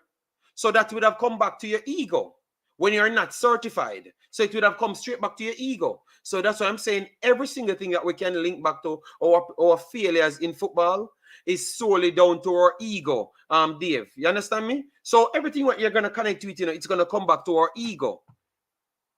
Because De La Pena was giving the same story, saying that they want everything and they don't want to work for it. And what is required, they don't even know, and they are not interested in knowing. So it's good to listen to the speech of that person, and then you will understand what's going on. I'm just hoping that we can just find the truth. But I don't expect that to be the case, because sports on the ball, I hear them come and tell me. The other day I heard people saying that Mr. Butler should be the solution for the U20s as well. So it doesn't matter what's going on. It's going to be, this fight is not going to ever stop, people. I am telling you, this fight is not going to ever stop. This overseas local will never stop because our ego is one of our ingrained side of our culture. So it will never stop because we'll always believe that we're better than everybody else that has the education. You get me? Yes. No, I have no problem with even Butler coming in the conversation, but the conversation should be expanded to reality, not just a next fantasy. Oh, because a man win Manning Cup, why we can't just say, all right, the man that win Manning Cup, we're gonna bring him and we're gonna bring him in the exam room, or in the room of everybody else, like reality. So bring the next biggest coach in the world beside him as well, and count all of them equal. So we're not gonna make excuse for Mr. Butler because he's a Jamaican born. We're gonna make sure you get the same amount, just like the actual highest level coach in the world. That's what we need to do. Stop making excuse. Stop puppy feeding our local people. It needs to stop. And that's what De La Pena was telling you as it relates to football a million years ago. And it's the same thing today. What we're trying to do, we're trying to put quota system, discrimination, to put 10 plus 30, because we knew if we bring everybody, we wouldn't get in a place because the quality couldn't hide. That's what Mr. Speed said. All time 1 month, the quality couldn't hide. Nobody would make it. So that tells you the same thing De La Pena would have tell you 30 years ago. We like excuse and handouts. We don't like to face reality. And we live in a delusion because of our ego. And that is the biggest problem for Jamaica football. And it will never stop. Because the man I tell it 30 odd years ago, and it still lived to 2024. And the sad thing is, we have the solution, but our ego is still stopping us and blocking us from the solution. Period. We got a taste of the actual solution when Simons brought in the professional players. Them. Peter Cargill was a Jamaican born. He was professional just the same. But you could clearly see that the professional players were cut above the rest. And now we are trying to bring professional fully because we saw that was the success. And we can't take it on because our ego are kill we. Our ego are kill we. Our ego are kill we. You understand me? That's simple as it. Our ego is a kill we people. Period. And I've just gone over Jamaica's most successful period. And I broke it down. Why we fail is solely based off our ego. Solely based off our ego. And Mr. Speed can't challenge me on that. Nobody can challenge me on that. Because the facts line up directly to that. Because previous coaches that gave us our biggest success. Mr. Speed said coaches what we get before I never left nothing. Who build the leagues in Jamaica? Who truly build the leagues in Jamaica and organize the league? It was Rene Simons organized the league. So you mean him left something? The biggest coach we have from Jamaica, born directly and bred out of Jamaica's context, it was out of the German coach that we got. The coach that we are trying to employ now, it was because of the German coach. So that statement that Mr. Speedbeck is wrong as well. Because two of the biggest imports, our biggest development in Jamaica's football was done by actual Rene Simons and what's his name again? What's a German forgot his name. You guys will give him his name. Wilfred Schaefer. Wilfred Schaefer's. All right. So because Wilfred Schaefer's brought in Taxi them and all of them. So even some of our best out of the last 10 years, 12 years, some of the best players them, it was Schaefer's brought them in and saw that he could work and say he's gonna go back for professional players, and then we run him away. So everybody come back to the same point of professional players and tell you that we are just not at the level, and it might take a longer time to reach at the level. All right. So it is just the truth, people. Everything in the last 30 years line up to the same thing. All right. And I know that we went on a long rant and we have come close to the end. All right. I can challenge you. It's not only ego determined. You're just going to fight about it. Because whatever you call me and tell me, it's going to connect to just the ego, brother. It's just solely ego, nothing else. It's just solely ego. Because if you don't want to learn and you say you can do it, it's still your ego determined. Sometimes you don't have to say nothing determined. You can just leave it alone here. And you can still write, leaving it alone and determine. It is our ego, period. All right, when you see result at 9-1, yeah man, and then they're gonna deflect all they want and say everybody a fight against this and that. But I thought that this was a good stream. Let me hear what Determined saying. Let me call him and hear what him saying. And I'm gonna just let Determined talk. I'm not going to even say anything because I have no more strength in my body left to argue any point because I've made myself very clear. So let me call him and let him speak. Because I'm not fighting with Determined today.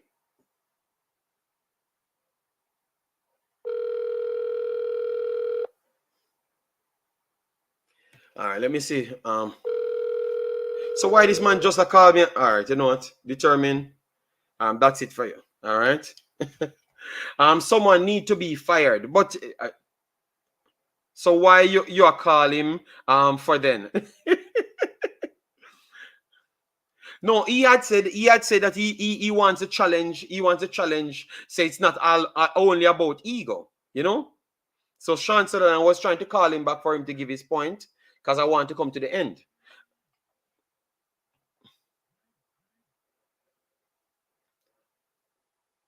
All right, so let me take the next call because I never had I never wanted to take any call. I just want to call Determined, but I'm going to take the call regardless because this is going to serve for Determined's call. All right. Oh, why people calling me and then when I call you back, guys, back, you not answer the phone? Help we get Greenwood. What do you mean by that? Yes, so people, all I'm saying is stop telling people and stop selling narrative and propaganda.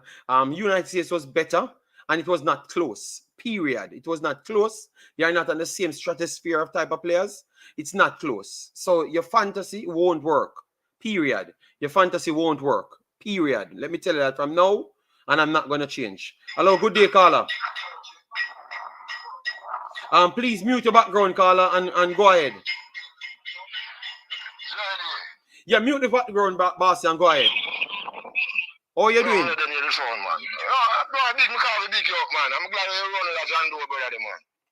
Yeah, but you know, as you say, people want me to give free speech, but me see my start make disrespectful takes to pastor, so that's why I'm remove him.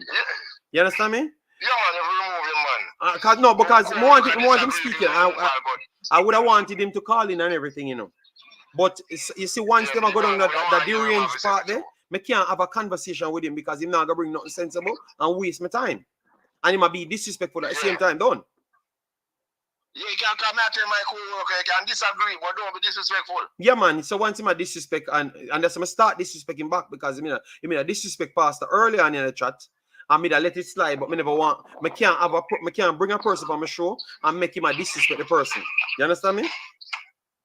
Simple. Yeah. So that's why I make it happen. Yeah, man. Respect and thanks again, yeah? Yeah, man. All right. Pastor, big up. All right. Brother, I love delay my life, you see, man. And get on my nerves, you see, man. I don't know how many of them come from the same place. Hello, Determined. The man will delay my life every day. I call you back 2 times and you don't want to answer. I know. Listen, sorry, brother. You know, hustling. Truck don't stop running. Truck gotta move. Yes, I tell them say I delay my life, you know. But me still I call you because I'm not afraid of you. I call to make it talk. Okay. So just talk. All right. And JB, what I was saying, this is not solely about ego. Ego involved also, right? But since 1998, when we went to the World Cup, right? What improvement as far as has happened in the Jamaica league or national team? You're asking me a question? Yeah, I'm asking you a question. So why nothing need to improve? If you say nothing never improve, so go back to ego. If someone believe that they are better and good enough to do the thing, why you need to improve? If I'm great, Damian, if I'm great, or me perceive myself as great, what is there for improvement? Me not great already. You see what you see? But tell you so when you call you, I agree with me, but why? But JD, but they always talk about how much, how the JFF is underfunded. We don't have any money. We don't have enough quality fields. We can't invest any money in the Premier League, so the program will be better, so the players can be better. My question to you is, when has the JFF, right, put the money towards the JPL or towards a new stadium or any kind of idea of bringing in a new stadium? Okay. You want me to do the research? What I'm trying to say to you, no, I already did the research. What I'm trying to say to you, it's not only about ego, it's also about money. Because when you look at, we have players all around the globe, but yet you decide that you want to bring in majority of local players and also put a quota on it, right? Okay. That's for them to save money. So just hold on. But based off your one statement, so remember them make statements every single time they do what you just said, and them said them think the team is good enough to do the job, So you say now go back straight back to ego. So even when you say them need money, them have to have the strong belief to say that somebody are gonna actually buy what they want, Say you get what I'm saying? No, I understand what you're saying, but I think both of us are saying the same thing, but I'm not just 100% putting it all on ego. I'm also putting it all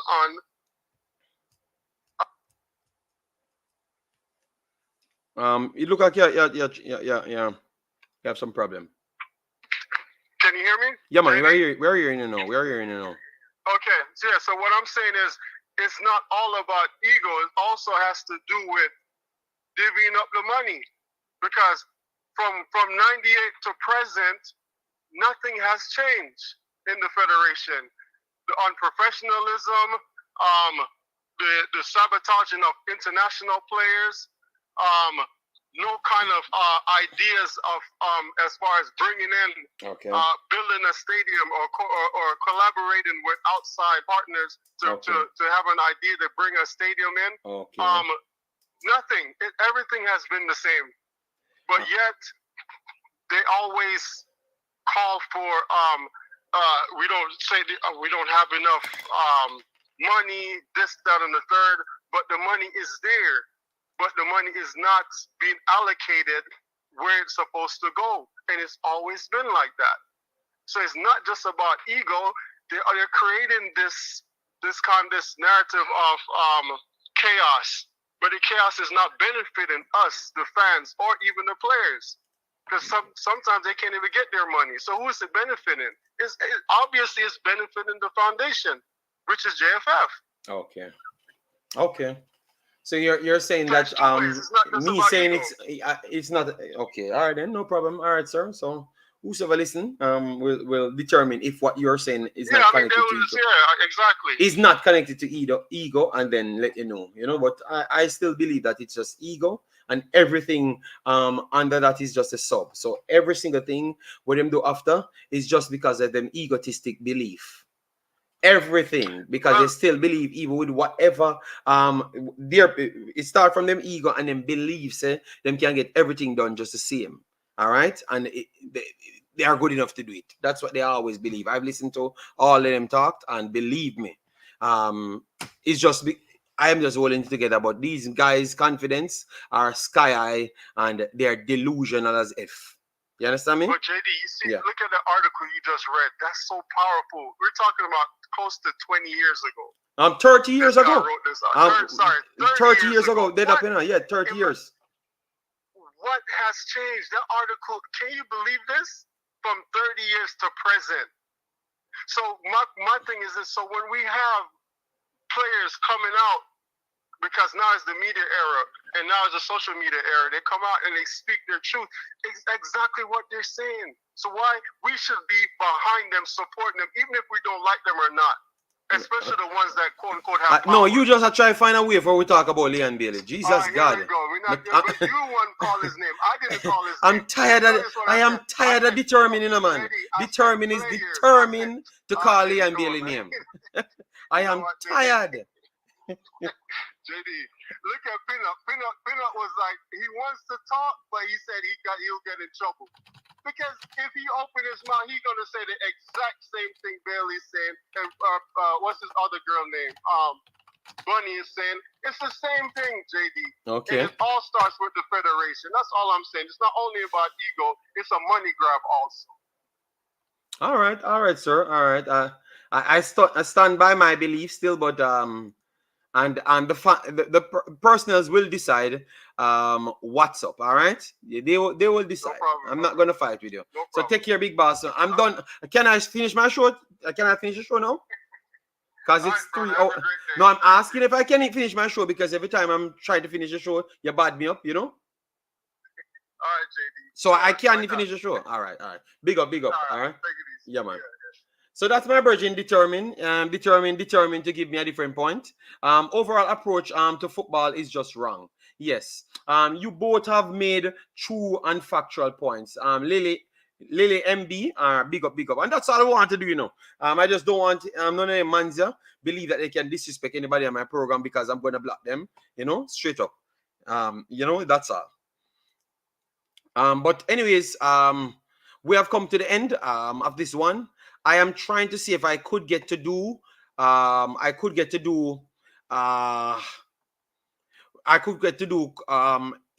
game. Yes, I'm trying. But once I'm coming back, I'm going to be on the Wemaxit channel. Maybe I will skip out a day and return tomorrow because I did long now. I'm going to look some food and all of those stuff. Yeah, man. Because sometimes you have to spend time on yourself. Very much important, you know. You can't be on the internet for 74 hours. That's what I've always told Jason. We don't sleep on YouTube, you know, so I don't want to sleep on YouTube. You know, I did 5 o'clock the last time, and it was not nice, you know. Cover up almost my entire day, you know, messed up my entire next day. So, Pastor, go ahead, give your final point, big boss. You know, how are you? I am in the vehicle and I just want to say, good show. Leave it at that. We need to check ourselves because we are wrecking ourselves. Speaking about the Jamaican football fan base, the only constant that we will have going forward is that of the diaspora and the quality players it provides. Yeah. And that conversation, Pastor, we want to extend it as well because the story of we don't know when we are gonna have the diaspora, bruh. You sound delusional if you say something like that. Which part will stop? People, let me ask you a question. Let me ask you a question, people. Which one will fail in football? Which football will dry up first? England having Jamaican connection, or Jamaica football will go in at the wall? Just put Jamaica or England. If you think Jamaica football will done before England football dry up, let me know which one. Because on that are the safest bet. That bet will the only bet in life will be 1 million to 0. Not 1 million to 1, you know. Pastor, 1 million to 0. Jamaica football will go in the dirt before England. So that show me you're xenophobic and you're desperate for just don't have the conversation. So anybody I come tell you about, oh, we need to develop them guys because we don't know when we're gonna have the England guy them. Brother, we have the same amount of people almost in England and America like Jamaica. And them breed at faster rate and the them develop diaspora population is larger than Jamaica's population presently in develop at a Jamaica. better rate because them have more money than you. Them in a first world country. So them have better football education than you. So every metrics on planet Earth. So you see, say come back down to ego, people. Not tell me no foolish man. Everything what I've said come back to ego. It come back to ego. No make nobody tell you no foolishness, people. The reason why them bring up that conversation is because them xenophobic as Ross, just the same, and them desperately looking a way out for make we know for say we now gonna have the next man them. So let we try just go that way. But them just no want telling you the truth, people. Straight up. All right, yeah, man. Everything lead up back to ego, people. See, you can come and tell me about we now go get nobody from England, brother. How much football we have in Jamaica? In the 1980s, when De La Pena them attack, we full of entire picture professional top level players in England from 1980, 86 or something like that. So imagine that, Pastor. From 1986, we are full of picture English top level players come at Jamaica, and in 2024, England still have the top level players them. I saying come at Jamaica. JD, So why that is why I challenged. That is why I challenge the sentiment when they talk about we will never have a team of only diaspora players. Madness, it is more likely for us to have a team of pure diaspora players than for us to maintain a mixed team if we're going to compete with the world, the rest of the world. Facts, Pastor. And that people go and check for yourself. Don't let them people tell you foolishness. That's why they don't like when we talk, because it's all facts. You go back on Leader's channel. You see Leader have a video full match. English players playing against Jamaica players. They go and check their history. They have Jamaican parentage, and all of them was top ballers playing for England. Playing for Liverpool, Tottenham from 30 odd years ago, almost 40 years ago. 40 years ago, John Barnes them a play a football, and him a top baller. And 40 years later, we have Mason Greenwood come as one of the toughest baller. Stop on the foolishness. We love con people because we're desperate for our own glory, because of our own ego. If we actually talk the truth, my life might be better for you. You see it? Go back and check history and argue that point, no? Yeah. And that's how we can't argue with me, because we pretend and we always lose because the fact is there. Stop fooling people, them. And that's when Jamaica football will be good. And that's how we make us stop it. I care who want vex. When we stop fooling people, that's the only time we're going to be successful in football. When we stop fooling people and people. But at the end of the day, I still try to root for the youth them, turn up and try to support them just the same. Because I know it's not their fault. But me can be putting out my information, educate them to look up better way out. You understand me? Because if it's down to them, they're going to fail on the people. They are going to fail on 100%. They are going to fail on. All right? So, but JD, the present footballers born in Jamaica need to take responsibility for themselves. Lindy is one of the most high-profile players born in Jamaica. What did he do? He went overseas. He had a more prestigious career than Alan Skill Cole, who was considered much skiller than him. The difference is he went overseas where football education is emphasized and studied stuff and benefited from it. Yeah, the reality for these young players is simple. Do the thing that has worked. You want to make football your career? Go where you can best be developed. You're born in Jamaica, you play schoolboy football, go to a college in England, or if it's even the United States, get a scholarship and go. Yeah, find somewhere. Go thinking about the JPL. The JPL is not a professional league and may never become a professional league because we do not produce the quantity of quality footballers for it to be sustained. No investor is going to take out their money and go throw it in the river. It's not going to make no sense. All right, Michael came in and said, fire upon JFF. Whitmore was getting 1 million per month, and the recent coach was getting 6 million. That's not right. I thought he was getting a whole heap more money, you know. But Michael, that's how it is. Whitmore was not educated, and the next man is educated. So I think you can discuss your own package if you're more educated, Michael. And on the matter, your CV speaks for yourself. So if Whitmore never have a license and the next man comes with his highest license, Michael, that's what education gives you.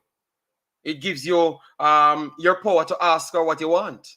So Whitmore getting $1 million, I'm lucky to get $1 million. I'm lucky to have a job. Because in no other country you would have gotten a job in the first place. Michael, and you have to be honest there. If you want to be honest, you have to be honest right there. He wouldn't have had a job in no other country. So thank God. There goes the ego. There goes the ego again, JD.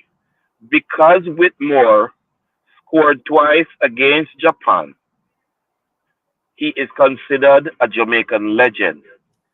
Without the requisite qualifications, he is given the senior Educated national team to dunces. coach. And Educated now dunces. Michael. Okay, he thank is you, Michael. supposed to be paid. And now he's supposed to be paid the same rate of the person who went ahead and got qualified. I suppose they didn't pay any money for their qualification, for their training. So it didn't cost them anything. So it values nothing. There goes the ego again. For the life of me, Jamaica in the 70s was considered one of the 4 education centers in the Western Hemisphere. Educated Today we are dunces, you know. promoting dunce badness. Well, man say educated dunces. That's what the man say. All right. So people, we have come to the end. But before we go anywhere, Michael, well, Speed use a bunch of 2-year-old. We can't even do the good in the U20s. And then beat up Mount Pleasant with a bunch of players where them pay $1 billion for. Michael. So I guess maybe education would help him to overpower Mr. Speed, young tiny human beings them. You can't argue that. So maybe he needs dedication, what you're trying to fight against. And that's why he never get the money that he never deserved. All right? But I can understand. I understand that you're fighting for your done. And it's perfectly okay. So Pastor, we will link Big Boss, all right? All right. So that was the Big Bad Pastor, people. Yeah, man. So Big Boss, take care. We have done 3 hours 49. That means I'm not going to come back later. But as of tomorrow, people, I will be on the internet over the Wemaxit covering almost every game.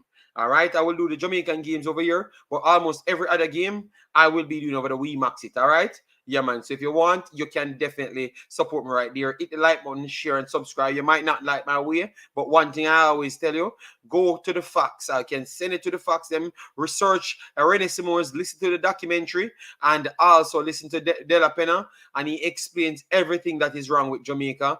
From 100 million years ago, and we are seeing the same thing. And as I've said, my point is everything comes back down to ego. Period.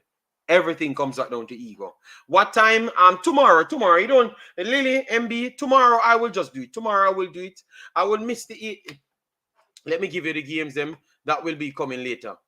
Because I will miss it, but I will do the follow-up on it. So later we will have Haiti, Panama versus Guatemala.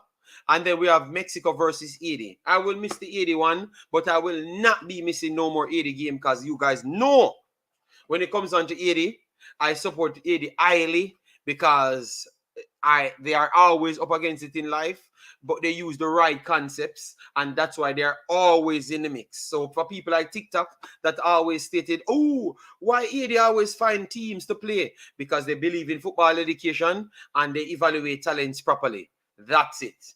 Evaluate talents properly, not have no big ego, and believe in education. Period. And that's why Haiti can use Violet AC to be winning tournaments when they don't have a running league. They can be running to challenge the qualifiers in both men's and ladies competition without having a league. All right. So when you have less ego and face reality, it's possible you could reach somewhere in life. Bye-bye, people. Take care, and we will see you in the next one.